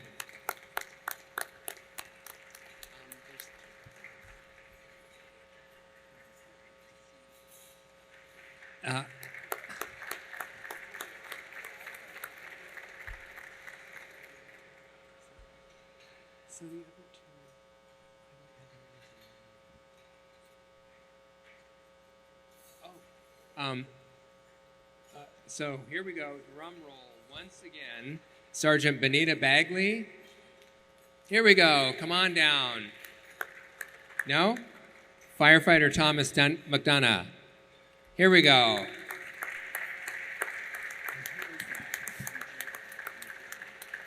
Oh, Sergeant Bagley. Here we are. It's my accent. I'm so sorry. Oh, I'm sorry. Oh, you like that? Upgrade. Okay.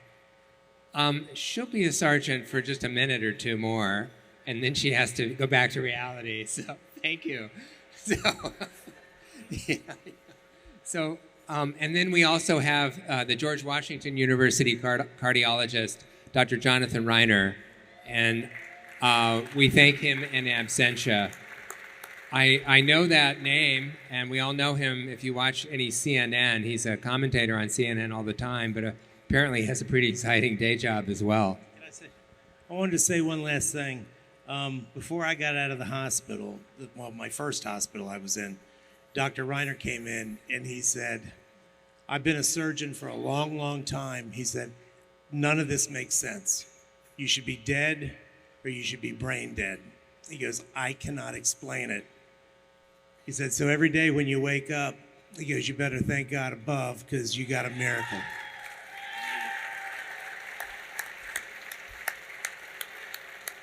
And I'll tell you, that's what I do every single day. Thank you, Lord.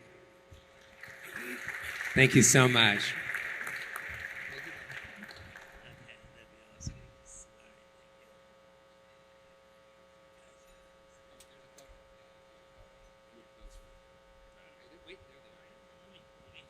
Let me kind of stand up. That's good. Another round of applause, please.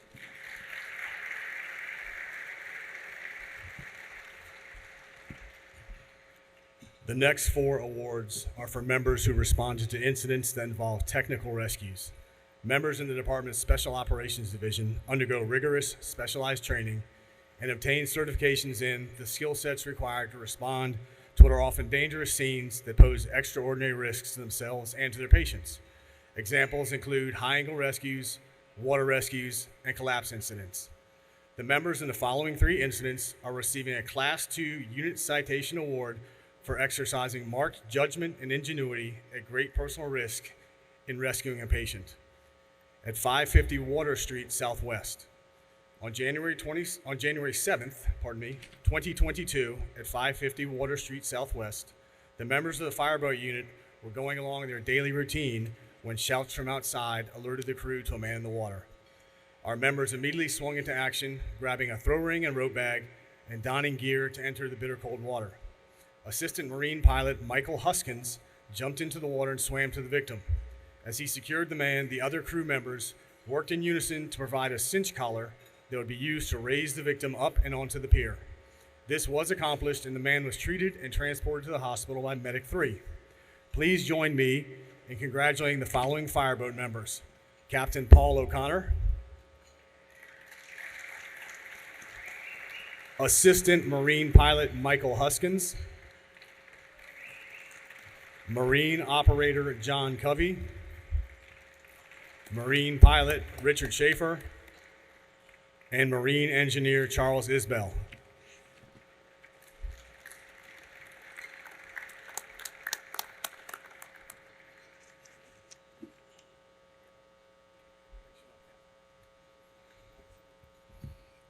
On January 3rd, 2022, our fireboats were requested to assist Arlington County, Virginia, with rescuing a patient from a vehicle that had slid down a steep embankment off the George Washington Parkway.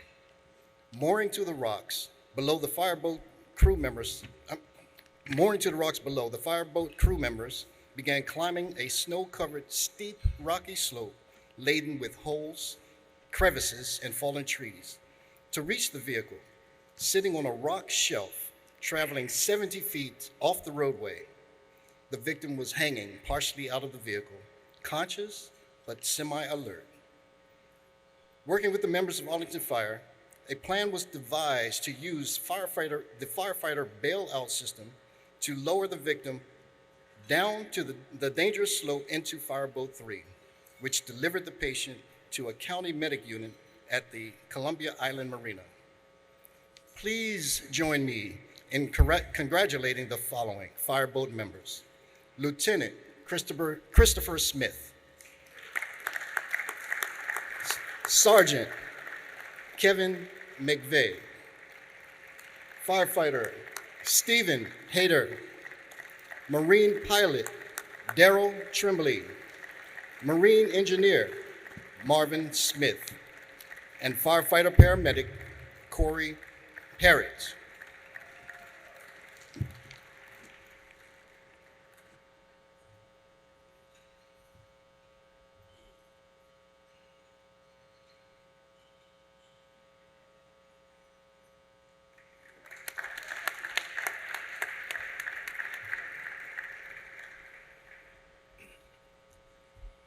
On July 1st, 2021, a powerful thunderstorm roared through DC with incredible strength.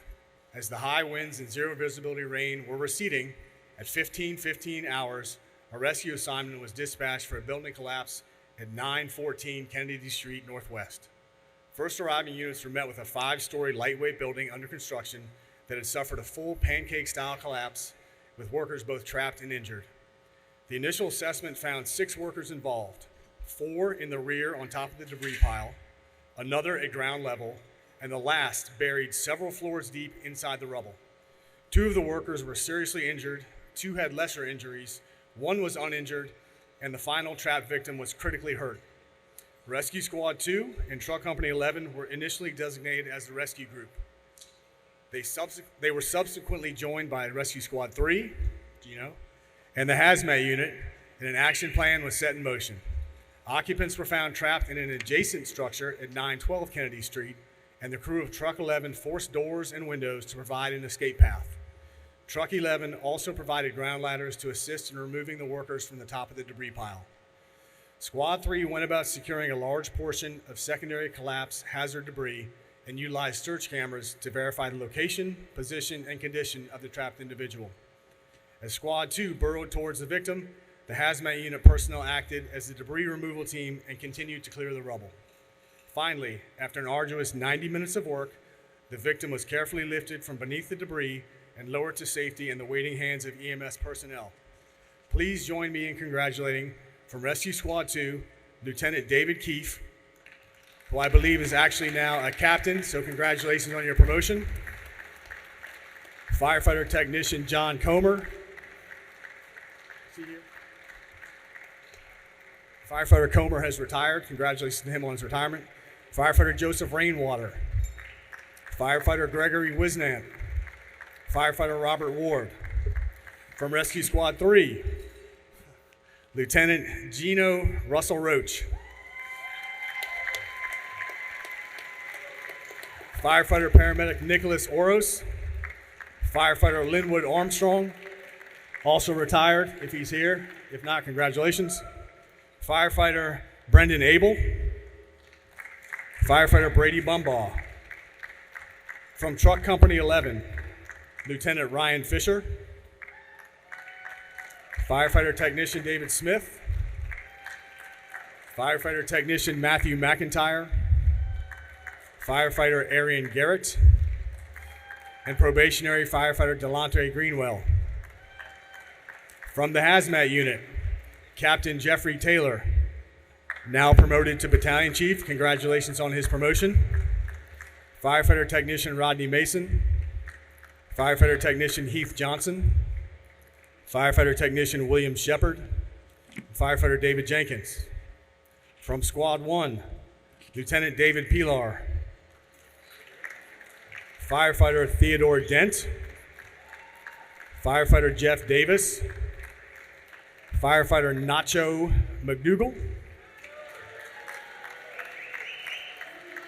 And firefighter James Kaiser, who was detailed to Squad 1 for the day, but I would be remiss if I didn't list him as actually being assigned to Rescue Company 2. James Kaiser.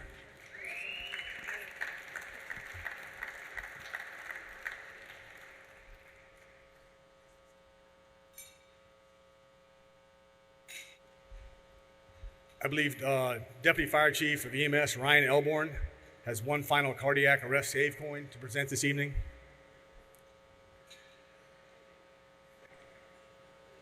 On July 10th, 2022, Kevin Hawkins was playing basketball in the gym at Randall Highlands Elementary School. Suddenly, he fell to the gym floor in cardiac arrest. Engine 15 arrived to find bystanders doing CPR. Kevin had no pulse. He was not breathing. He was not in a shockable rhythm, so the crew gave him medication and continued chest compressions, alternating with bystanders until Medic 19 and EMS 7 arrived. Fortunately, at the next pulse check, Kevin had a shockable rhythm, but multiple shocks did not bring him out of cardiac arrest. So what did the crew do? You've heard it 3 times by now. They did double sequential defibrillation. And it worked. By the time Kevin was placed in the medic unit and on his way to the hospital, he had a strong and normal heart rhythm. In fact, to the delight of his providers, he started moving, looking around. Thanks to the work of brave civilian bystanders, the calm and steady teamwork demonstrated by the members of Engine 15, Medic 19, and EMS 7, Kevin is here today to provide cardiac arrest save coins to his lifesavers. Kevin?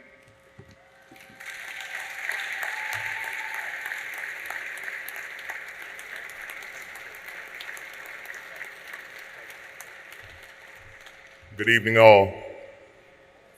God is good.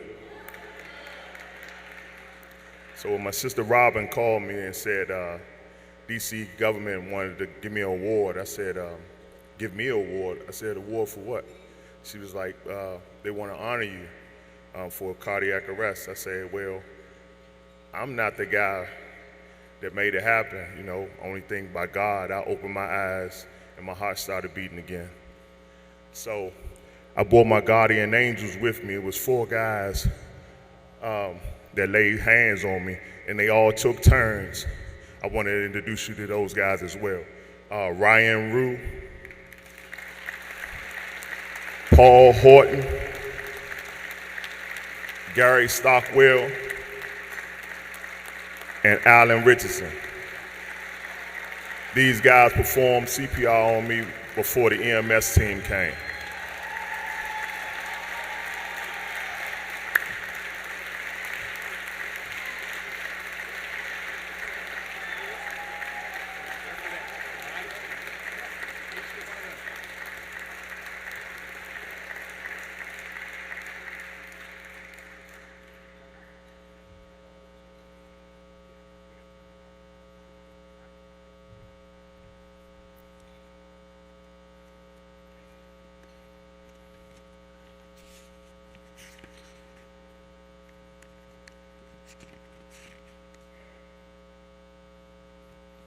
The department would like to recognize, along with Mr. Hawkins, firefighter paramedic Aaron Peters,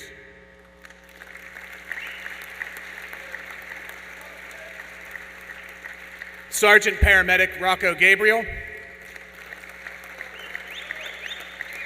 and EMS Captain Charles Steptoe.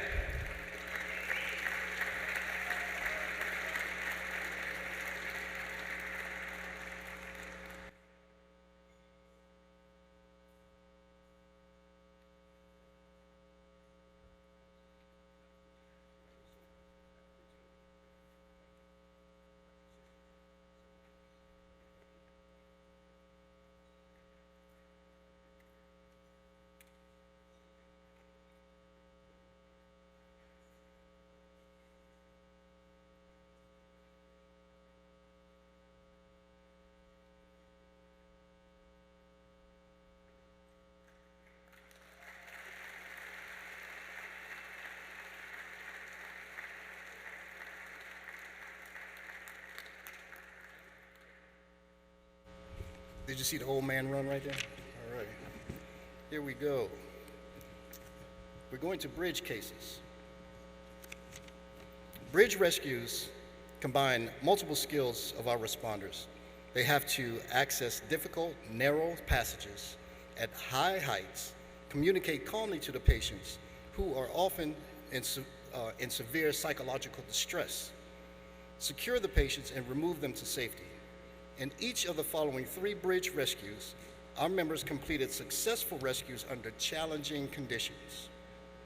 It was Sunday, October 10th of 2021, when units responded for the report of a possible suicide in progress at the 11th Street Bridge in I-295. Engine 15 and Ambulance 15 arrived to find citizens frantically holding onto an individual who had climbed over a 12-foot anti-climbing fence and was about 30 to 40 feet above the busy highway. The first responders immediately grabbed the struggling patient through the fence while other members used webbing to secure him. Rescue Squad 3 arrived and used ropes and belts to further secure the patient to the fence when he suddenly lapsed into unconsciousness. The squad used an electric saw and hydraulic cutters to peel the fence back onto the bridge, and then the patient was lowered to the ground and cared for by EMS. Please join me in congratulating Engine 15, Lieutenant Brian Stoll,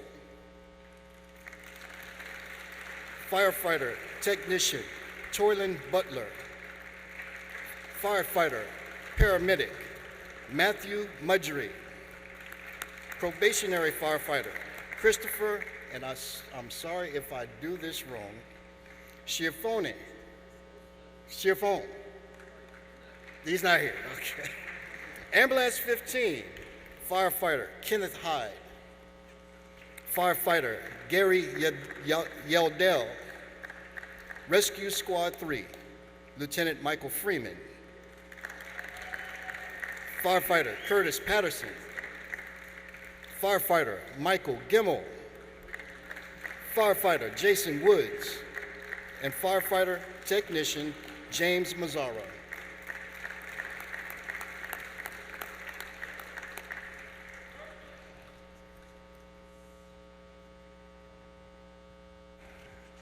Units responding to the Taft Bridge on May 20th, 2022 encountered a most unusual situation. An intoxicated man was on the exterior structure of the bridge, lying on a narrow ledge 140 feet above the ground below. As law enforcement tried to talk the individual to safety, his state of mind continued to deteriorate and efforts to communicate with the man were unsuccessful. Our members decided they would need to conduct a restraint and retrieval rope rescue. Firefighter Matthew Owen rappelled down and positioned himself to keep the victim from rolling off of the ledge. He then applied an improvised chest harness. Firefighter Jason Tarbell was also lowered down, and together the 2 firefighters applied a Class 2 victim harness and hauled the patient up to safety. Please join me in congratulating from Rescue Squad 2, Sergeant Christopher Worth, Squad Wagon Driver Kelly Byrne, Firefighter Matthew Owen, Firefighter Jason Tarbell, detailed to Squad 2 for the day, assigned to Squad 3, and once again, Nacho. From Squad 1, Lieutenant Matthew Martinez, Firefighter Danny Stonestreet, Firefighter Joshua Wittenberg, Firefighter Jeff Davis, and Firefighter Jeffrey Mathias.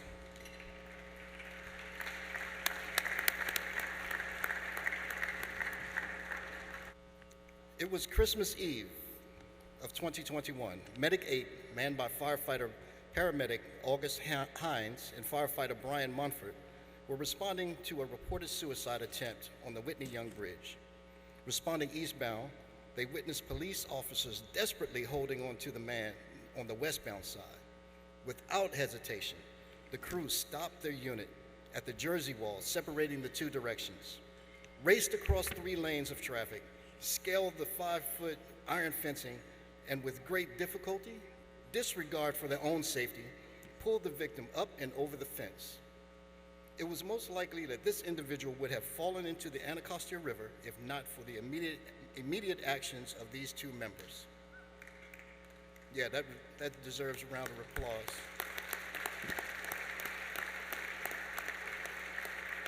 Their actions involving great skill, judgment, zeal, and ingenuity, we are honored this evening to present firefighter paramedic August Hines and firefighter Brian Mumford with the Class II awards for merit.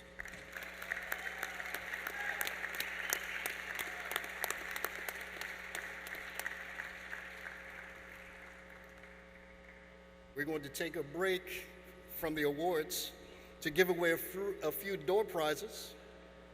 Jennifer. We got it. All right, guys, take it away. Congratulations to the winners.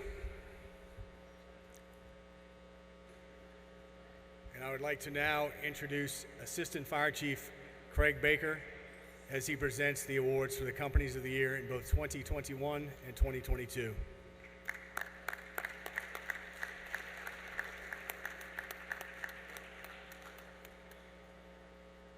Good evening.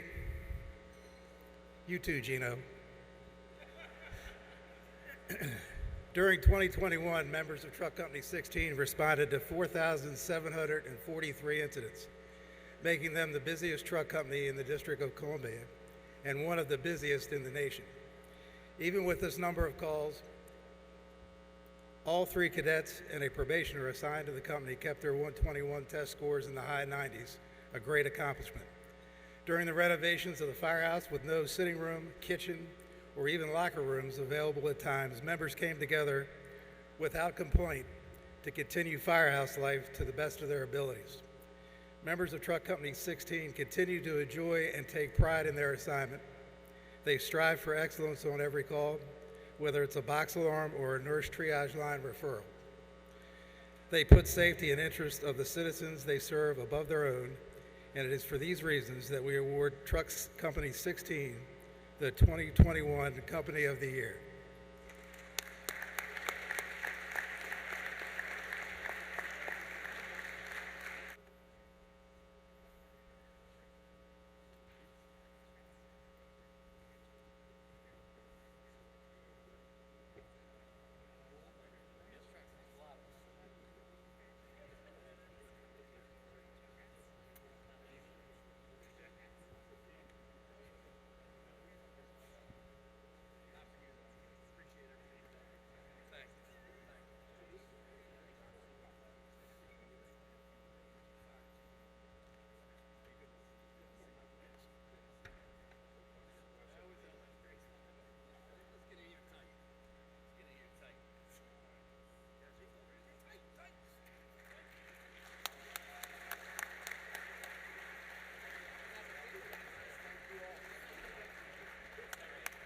During 2022, members of Engine Company 19, Medic 19, Ambulance 19, and 19B responded to 17,732 incidents, making them one of the busiest firehouses in the district and the nation.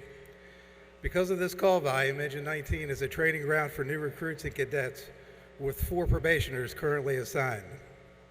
Demonstrating our core values, members of Engine 19 were nominated for 5 of the department awards we are celebrating tonight. They were also recognized numerous times by members of the community for their excellent care and service. We heard from members of the community concerning several EMS incidents handled by Engine 19. I will share the feedback we received on a few of these incidents. The fire chief received a call from a tearful sister to thank the crew from Engine 19 for saving the life of her brother, who was resuscitated by our members after he collapsed and went into cardiac arrest at the gym. We heard from another citizen who was having chest pains, who was convinced to go to the hospital by Engine 19, despite not wanting to go. At the hospital, she was treated for a heart attack, and she wanted us to know how grateful she was for Engine 19's exemplary public service. And we heard from a mother of a 2-year-old who was thankful for the crew's work performing CPR and saving the life of her toddler. While providing excellent medical care, Engine 19 also was busy extinguishing fires. at least 31 working fires in 2022 and responding to countless other emergencies. Every day, members of Engine 19 are called to save a citizen's life or risk their own. In the citizens' own words, these members have demonstrated their excellence every day, and it is for these actions that we award Engine Company 19 the 2022 Company of the Year.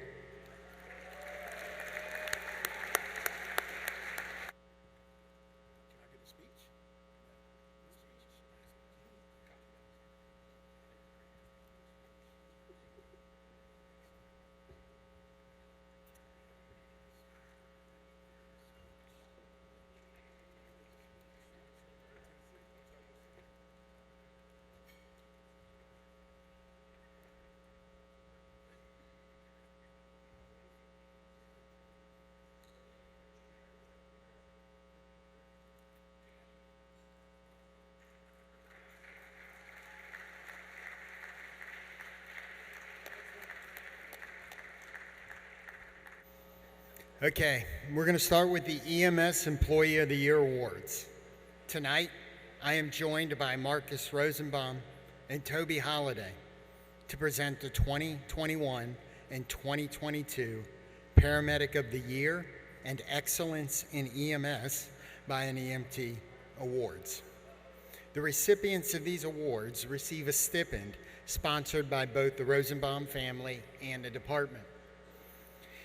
This stipend is intended to further the awardees' education and development in emergency medical services. I want to thank the Rosenbaums not only for sponsoring these awards, but for their advocacy and partnership in improving EMS in the District of Columbia over the last 16 years. Thank you. You snuck up behind me. So, Ryan? And we'll turn it over to Deputy Chief Elmore. Our first award is the 2021 Excellence in Emergency Medical Care by an EMT. Please join me in congratulating EMT Althea Stiles.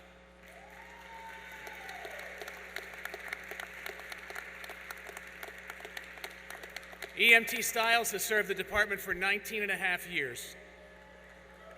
For the majority of that time, she has worked in the district's busiest neighborhoods and with the most challenging medical cases.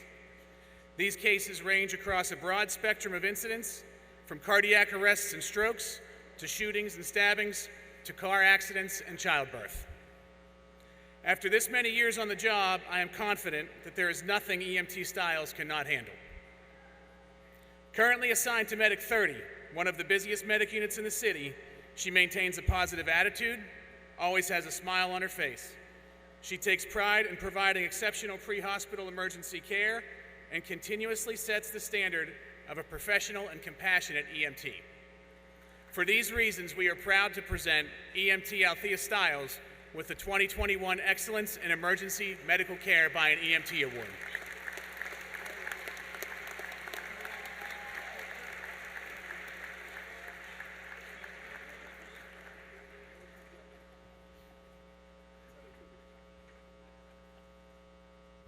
Hello again. I have the pleasure of introducing our 2021 Paramedic of the Year. Drum roll. Although firefighter paramedic Luis Blanco has a quiet, outward demeanor, he is passionate and unyielding about setting a standard of excellence for EMS in the District of Columbia. He shows this by not only providing outstanding EMS care from his assignment on one of the busiest paramedic engine companies in the city, but also by volunteering for those initiatives that are propelling our department into a leading EMS agency. As examples, he is a field training officer. He has taken a lead role in the training of ALS providers in the department's new Zoll cardiac monitors, its simulation lab, as well as teaching incoming recruits at the training school and having participated in the 2019 Paramedic Call Taker pilot program. He's been busy. During COVID-19, way back when, he worked as one of the leads in the infection control group, working directly with the medical director to make contact tracing and quarantine decisions.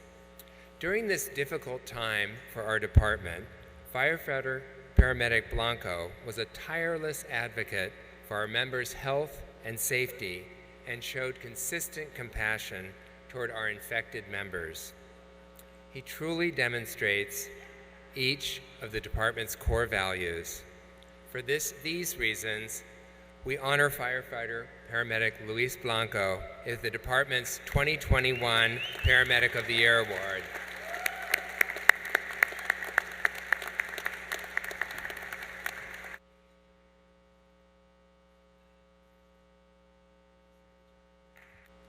Standing up here, I feel incredibly fortunate that our department has so many talented paramedics.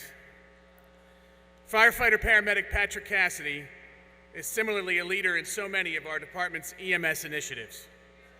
He too is a field training officer, is a nurse triage line super user, served as a call taker during the pilot, adjunct instructor at the training school, assisted with the development of a new curriculum, and was also a leader in rolling out the SimLab and Zoll cardiac monitors.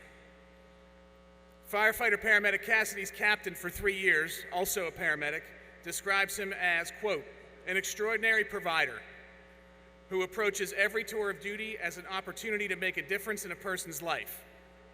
He takes the time to coach and improve the patient care of the EMTs assigned to Engine 18. Regarding his bedside manner, he described firefighter paramedic Cassidy as able to gain a level of trust that I have rarely seen in the most seasoned of providers. He speaks at a level that is a perfect mix of professionalism and friend that shows his compassion for every patient. And he always errs on the side of caution and in the patient's best interest. For these reasons, today, we honor firefighter paramedic Patrick Cassidy with the department's 2022 Paramedic of the Year Award.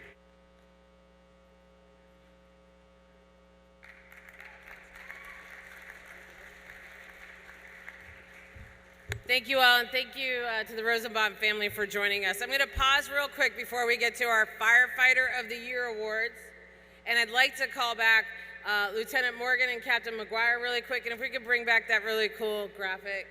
Obviously, I did the graphics because I keep calling them cool. Yeah. There we go.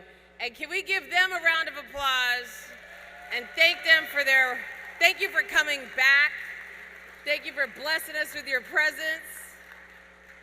You guys are rock stars. All right, Firefighter of the Year. Firefighter Technician Dave Shockey has faithfully served our department for 29 years, the last 23 of which as a technician. His keen ability to see the bigger picture, whether on the fire ground or on a medical call, benefits his crew members. He is always up for the challenge of training new members or keeping seasoned members up to par on their skills and knowledge. He has provided motivational and graduation speeches for recruits and met with them numerous times outside of regular class hours. Additionally, his involvement with the apparatus division, ISTO, driver training, saving our own program, and 1403 training has proved an immeasurable benefit to our members and to the department. He also regularly counsels newer members on how one should conduct oneself off duty, providing a positive role model for his coworkers. Even outside of his duties on the fire ground, Firefighter Shockey understands the importance of connecting with the citizens he serves. It's rare to find a neighbor that he does not know, and he greets everyone as they walk past the firehouse. It is for these reasons that we award Fireman Technician David Shockey the 2021 Firefighter of the Year Award.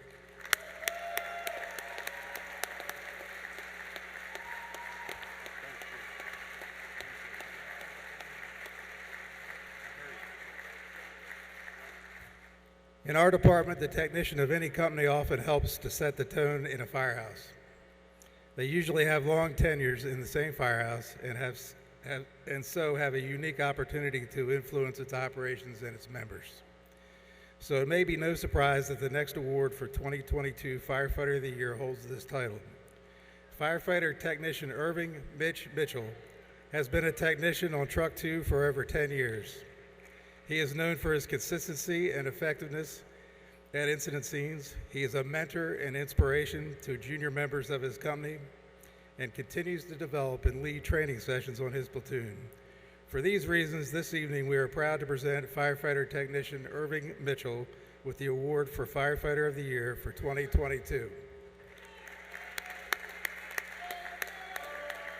All right, everybody, making his first appearance at the mic, none other than Mike Knight, newly promoted Assistant Fire Chief. Bring it. Come on.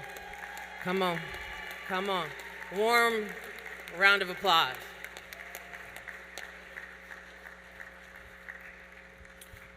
Good evening. Winnie Pinckney, who was nominated for this award as sergeant, is now lieutenant, has had diverse experiences in the department throughout her career.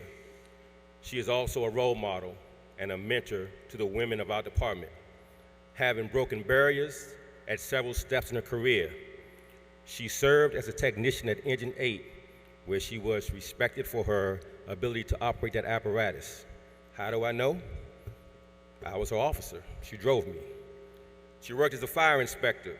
She served as a sergeant battalion aide, and this week started working in professional standards office. Lieutenant Pinckney demonstrates exemplary company pride and accountability. She has adopted and committed to the core values of the agency and practices these values and strong leadership in both the community and in the firehouse. Her energy, positive attitude, work ethic, and enthusiasm to learn and improve has had positive effect on all platoons. She also went above and beyond to maintain staffing for the 1st Battalion during the telestaff that occurred at the height of the Omicron variant last year, and which caused unprecedented staffing challenges for the department.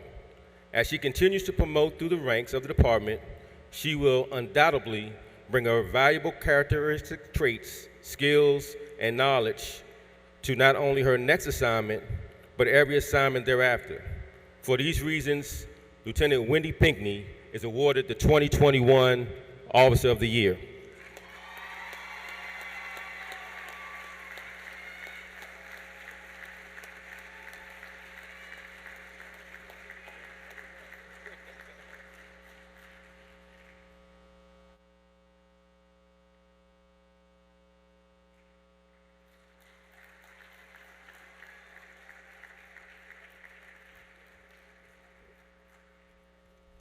Officer of the Year 2022.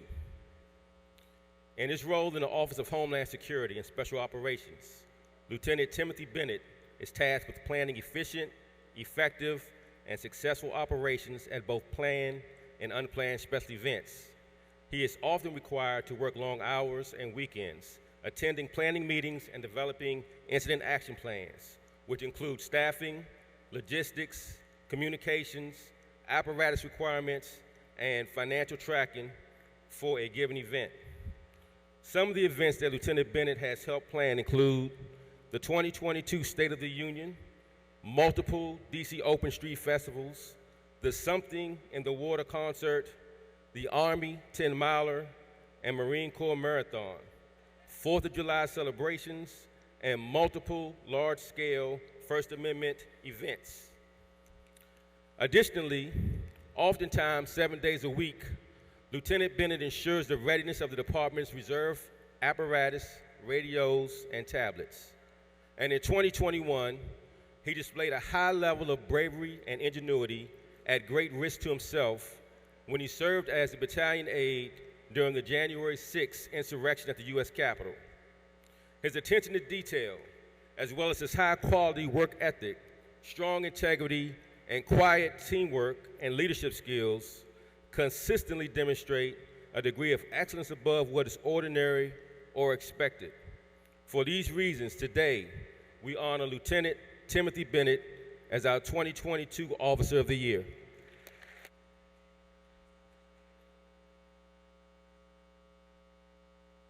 We have now arrived at our Chief Officer of the Year awards. In late 2019, our country was confronted with preparing for and dealing with a highly infectious virus. As incidents overseas grew, the department began preparing for what was deemed as inevitable. In March 2020, the first cases of COVID were reported in the city. In order to ensure the safety of our members and continuity of department operations, an incident support team was established.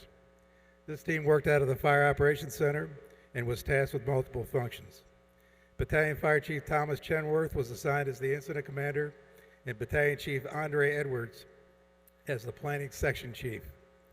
The IST was responsible for establishing and managing the overall response to the coronavirus pandemic.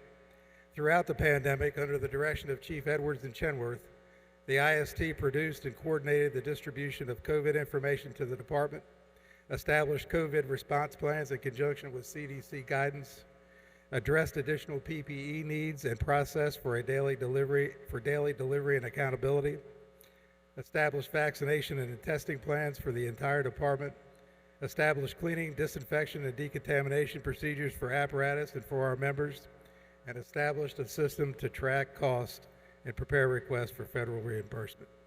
In no uncertain terms, Chief Chenworth and Edwards ensured the department was able to continue to provide a high level of service as well as take care of our members.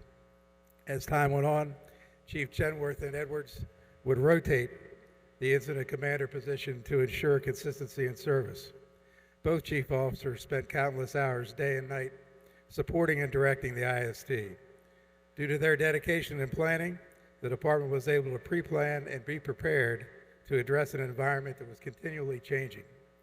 For these actions and for their overall commitment to ensuring the DC Fire and EMS Department was prepared throughout the pandemic, I am proud to award Chief Thomas Chenworth and Chief Andre Edwards 2021 Chief Officer of the Year Awards.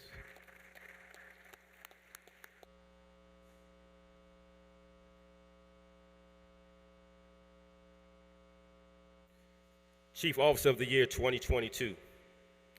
Deputy Fire Chief Anthony Kelleher exemplifies what is expected from a true leader, mentor, and model employee. During his time at the training academy, as a battalion fire chief, and now as a deputy, he has led the transformation of our training curriculum. From both fire and EMT recruit training to leadership training to in-service skills development and maintenance, Chief Kelleher's motivation is to ensure that all members have the knowledge to safely and competently execute their duties. In the middle of all this, Chief Kelleher developed the 8th Battalion concept, which activates numerous staff units from the training academy campus in the event of a large-scale, unplanned event. Chief Kelleher has a particular talent for recognizing training needs in the operations division and is leading the effort to bridge any gaps. On his own initiative, he reviews every working incident that the department responds to and analyzes them, and also reviews incidents in other jurisdictions to identify additional areas for improvement. Chief Kelleher trains daily with all members under his command. He empowers each member, regardless of their assignment, to provide feedback to leadership. He encourages members to take ownership of projects and guides them in reaching their goals. He motivates people by allowing them to use the skills they possess without being afraid of failure. Chief Kelleher also has vast knowledge of the department's history and is passionate about honoring our 101 members who died in the line of duty. He served as the chairman of our 150th anniversary committee and was instrumental in the anniversary parade and memorial service. For these reasons, I'm proud to award Chief Kelleher the 2022 Chief Officer of the Year Award.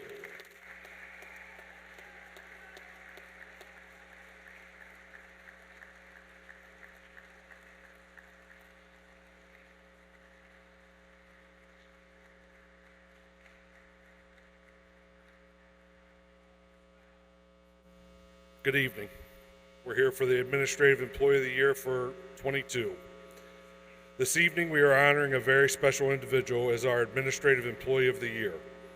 For over 30 years, Pat Everett has served as a fire prevention educator who has found new who has found new and innovative ways to connect with the community we serve. In doing so, she has performed thousands of presentations, reaching tens of thousands of our residents. She has a unique ability to identify and connect with people of all age groups, from kindergartners to our most senior citizens. She is recognized across the department and city as a trusted source of fire safety information.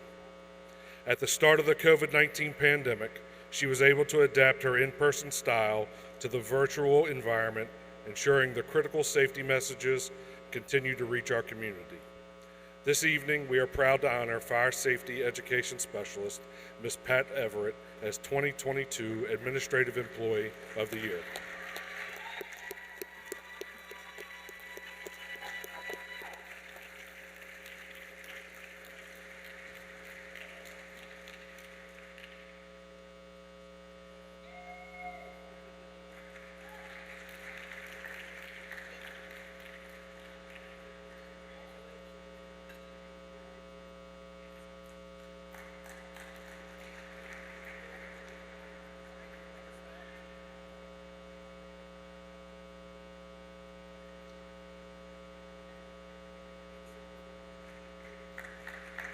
Good evening. We're going to now honor the 2021 DABA Customer Service Awards. While detailed to the Logistics Division at the onset of COVID-19 pandemic, firefighter Dominic Nicholson quickly became a valued member of the team. During the hectic times of crucial PPE delivery and staffing shortages, firefighter Nicholson helped maintain a smoothly running warehouse by organizing deliveries and ensuring adequate supplies were on hand at all times, something that very few fire and EMS agencies across the country can claim. Last summer, firefighter Nicholson became the project manager for the department's winter coat distribution, working seamlessly with the staff at Muscatello's to ensure that coats were distributed before the cold weather months. Today, he continues to maintain a large presence at the logistics warehouse, helping ensure smooth communication and workflow as employees are reassigned and detailed to and from the logistics division. For these reasons, today we honor firefighter Dominic Nicholson with the department's 2021 Customer Service Award.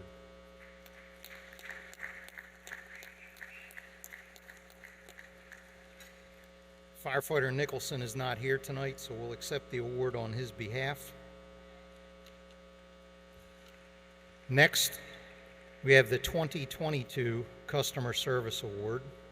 That goes to EMS Captain Susie Dunn, is assigned to the Criteria-Based Dispatch EMS Continuous Quality Improvement Team Program, CEC-QIT. In this assignment, she uses her many years of service as a paramedic to support improvements to 911 call taking and dispatching. Her many duties include recognizing 911 call taking errors and forwarding them to the OUC for additional training, participating in committee meetings to provide feedback and recommendations, reviewing cases identified by OUC managers, and reporting her findings and providing the medical director with a monthly report of the reviewed cases. She also has delivered several EMS trainings to OUC personnel and oversaw the 2019 Paramedic Call Taker program. EMS Captain Dunn continuously strives to meet and exceed agency goals. She is incredibly reliable and responsive, often 7 days a week. She is fair, public-minded, and flexible, able to easily adjust within her environment and amongst her colleagues, and also capable of working under extreme circumstances to get the best results. We recently experienced a technical 911 outage while Captain Dunn was working. Once alerted, she sprung into action on the call center floor, working with her OUC colleagues to quickly devise a system of diverting calls to phone lines so that 911 callers would continue to receive life-saving services.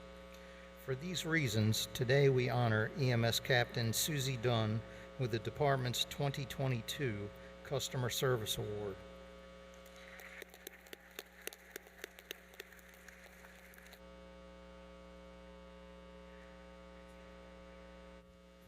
All right, everyone, don't despair. The Bronze Bar Awards are coming. They're coming soon. But first, I'm going to announce the 2021 Administrative Unit Award. I am proud to recognize the superb work of the Media and Community Relations Division, formerly known as the PIO Office. In 2021, the division adapted to the challenges of the pandemic to continue to fulfill its mission. Crystal Mullings, our former videographer, transformed the department's communications strategy by publishing hundreds of videos on our social media platforms.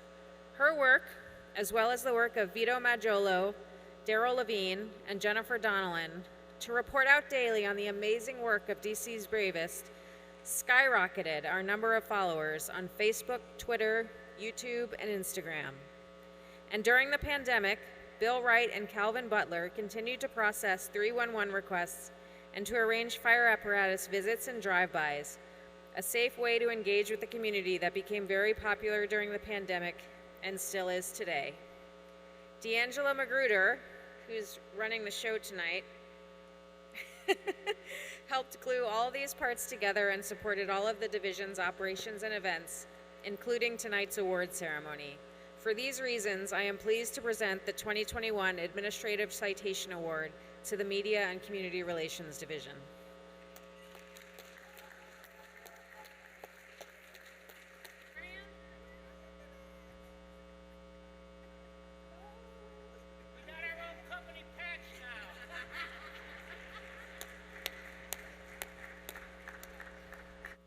For the 2022 Administrative Citation Award. Fire and life safety is the responsibility of every member of the agency, but there's one division whose entire focus is preventing a tragedy before it occurs. Fire inspectors are out every day in the community to check for fire code violations and ensure buildings are safe. Fire investigators respond after a fire to determine what happened, with the goal of identifying causes that we can prevent in the future. Public educators are always preaching the importance of fire safety, whether it is to children, our senior community, or just a workplace down the street. All these efforts converge to form the department's Fire Prevention Division. The division has championed various programs throughout the past year, like the monthly All Hands on Prevention events, public outreach efforts surrounding the 4th of July, and Fire Prevention Week. They have reimagined many initiatives such as the company-based inspection program and the deployment of battalion-based inspectors. And their work is resulting in positive outcomes for DC residents. In FY22, for the first time in several years, the department met 2 of its performance goals: its goal for solving arson crimes and its goal for reducing the percentage of DC fires without a working smoke alarm. Because of all the hard work and dedication of these men and women, the 2022 Administrative Citation Award goes to the Fire Prevention Division.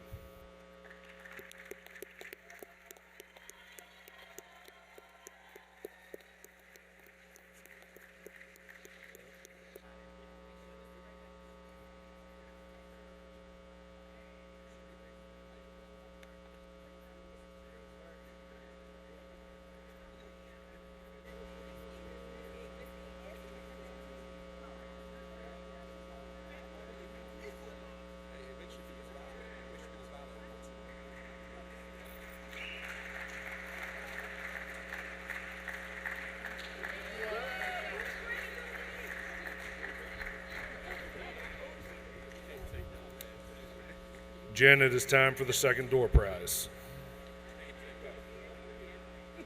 I want to thank the DC Police Foundation for our next set of door prizes. 2 of their board members generously provided tickets for this purpose. The first set of tickets are 2 tickets and a parking pass. Y'all know that's gold.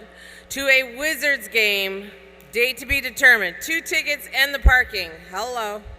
Winners should come to the stage and give their names to Ms. D'Angela Magruder of the winning Media and Community Relations Division. So proud and honored to introduce to you our final MC of the evening. Final MC of the evening.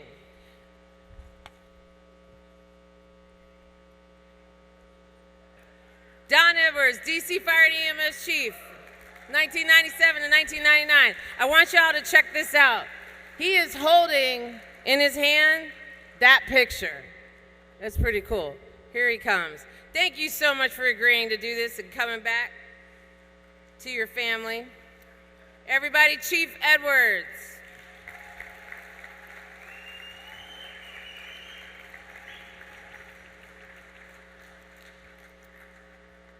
Good evening, everyone. I know everybody is waiting to dance, so I'm not going to be long. But I would be remiss if I did not extend my congratulations to all of the awardees tonight, those that have been honored for devotion to duty and service. Also, I'd like to thank Chief Donnelly for inviting me. I almost did not answer the phone when he called. And that's because of the large number of spam calls that I get. And I often disregard the phone ringing. But I'm glad that I answered, John. And I thank you for allowing me or inviting me to come and be a part of this special event. As I sat here listening to the various descriptions of actions that the members of this agency have engaged in, I see that names have changed, faces have changed, tactics, all sorts of things have changed. However, there's one thing that has not changed, and that's the unselfish devotion to duty that is the fabric and DNA of this department and all of its members.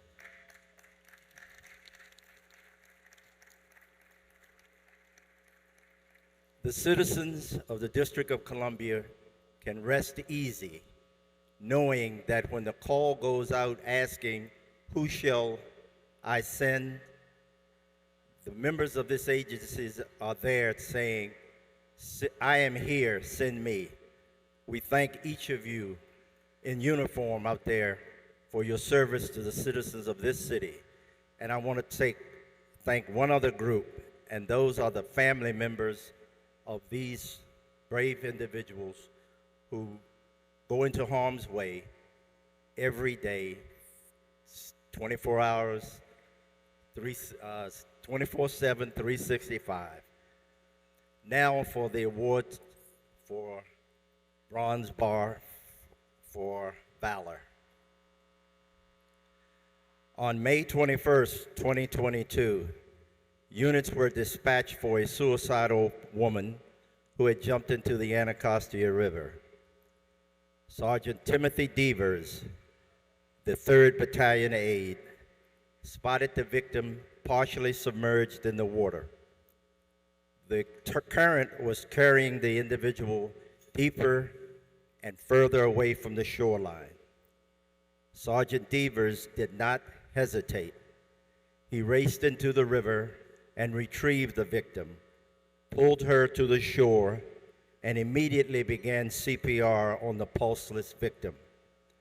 His efforts bore fruit, and her vitals were restored.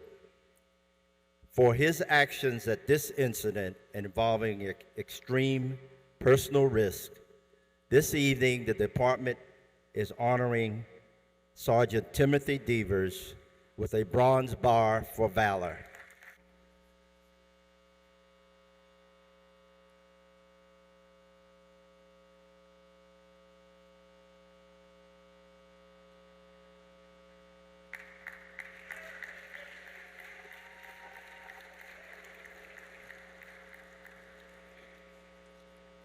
You know, I was given specific instructions by my daughter not to be turning a lot of pages when I came up here. So Lisa, I'm not going to be turning a lot of pages. Probationary firefighter Kojo Saunders was 6 months into his probation when, on May 29th, 2022, he responded on a box alarm with engine company number 10 to an apartment fire in the 2100 block of I Street Northeast. After completing his layout duties, Saunders entered the burning apartment to join his crew. Upon entering the apartment, he heard a cough from somewhere inside of the smoke-filled apartment. Notifying his officer, probationary firefighter Saunders broke off to conduct a primary search of the area. Saunders' search led to a semi-conscious woman in the smoke and heat-charged apartment.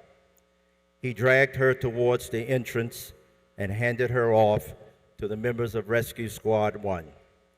The victim was transported to a hospital in serious condition. When asked on the scene how it felt to make a rescue with only 6 months' experience, Saunders smiled and simply said, "It feels nice to be able to do my job." For his rescue of this resident at extreme personal risk, this evening we are honored to present probationary firefighter Kojo Saunders with the Bronze Bar for Valor.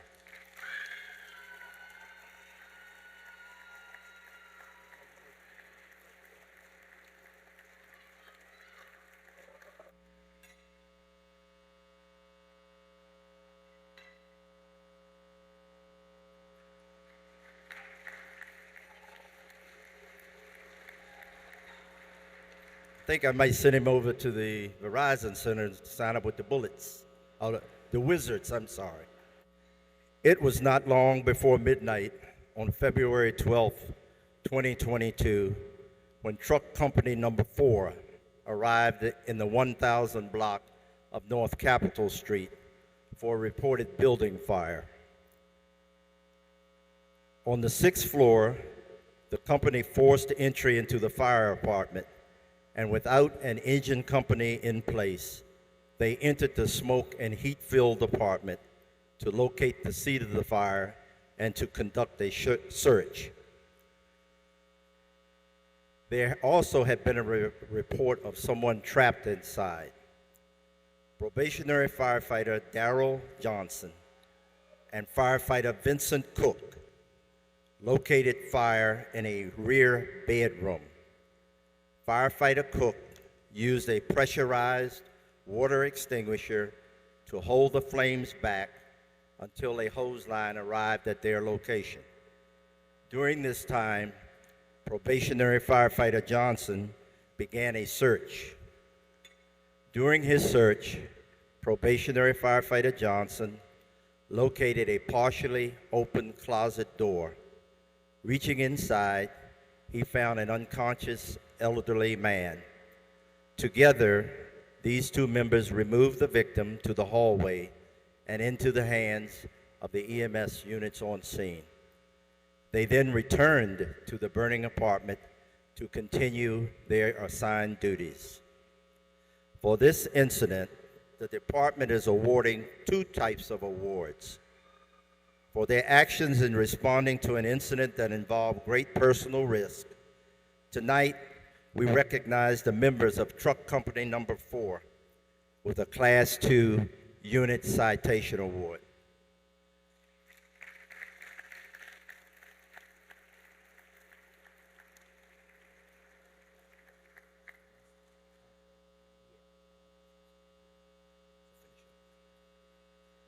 And for their actions in locating and removing a victim at extreme personal risk with no hose line in place, we honor probationary firefighter Darrell Johnson and firefighter Vincent Cook with the Bronze Bar for Valor.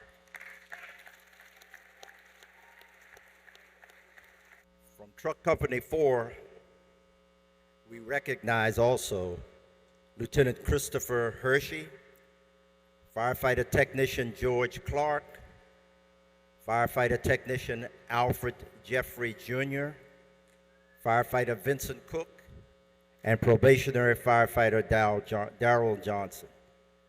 This indicates or tells the layperson that rescues of almost any type are a team effort. And this is an illustration of what teamwork can and does do.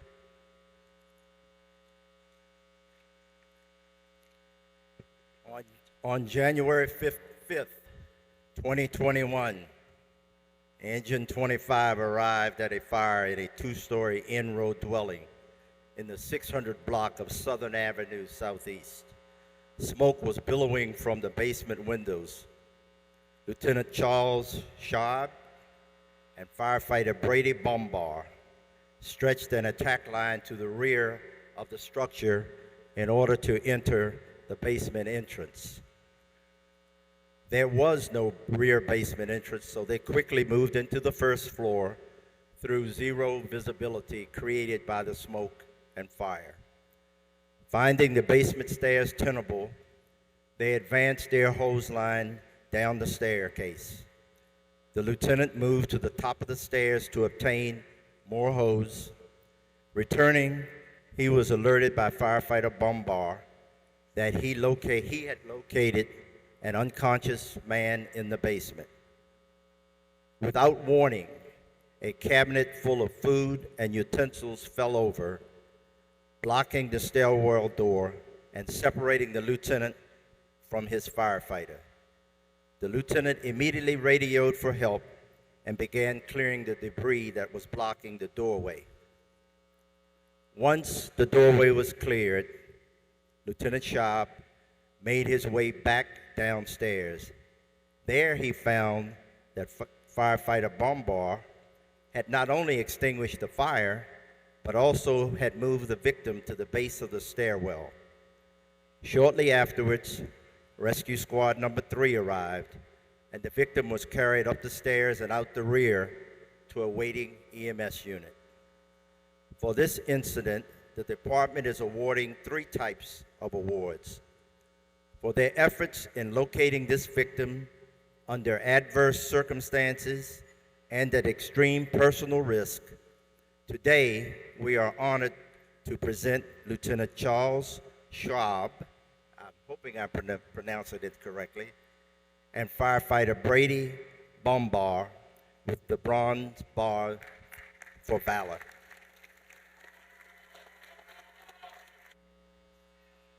For their efforts responding to an incident that involved great skill, judgment, zeal, and ingenuity, the following members of Rescue Squad number 3 will receive a Class 2-6 Merit Award.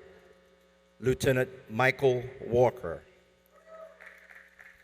firefighter Antoine Washington. For their efforts responding to an incident that involved great personal risk, the following members of Rescue Squad 3 are receiving a Class 2 5U Merit Award. Lieutenant Michael Walker, firefighter Antoine Washington, firefighter technician William Alexander, firefighter Raleigh Midkiff, firefighter John Hope.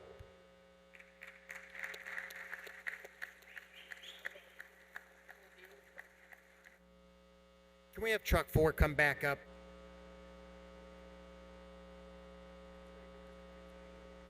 Everyone, can we please give a huge round of applause and a warm welcome back and a see you very soon to Chief Edwards. Thank you so much. Thank you.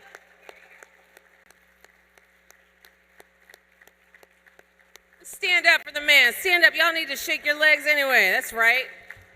Thank you, Chief.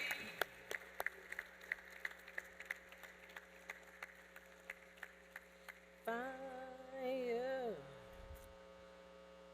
Ladies and gentlemen, if I could please have the most adorable graphic behind me. That's what I'm talking about. Congratulations to all of our awardees and honorees.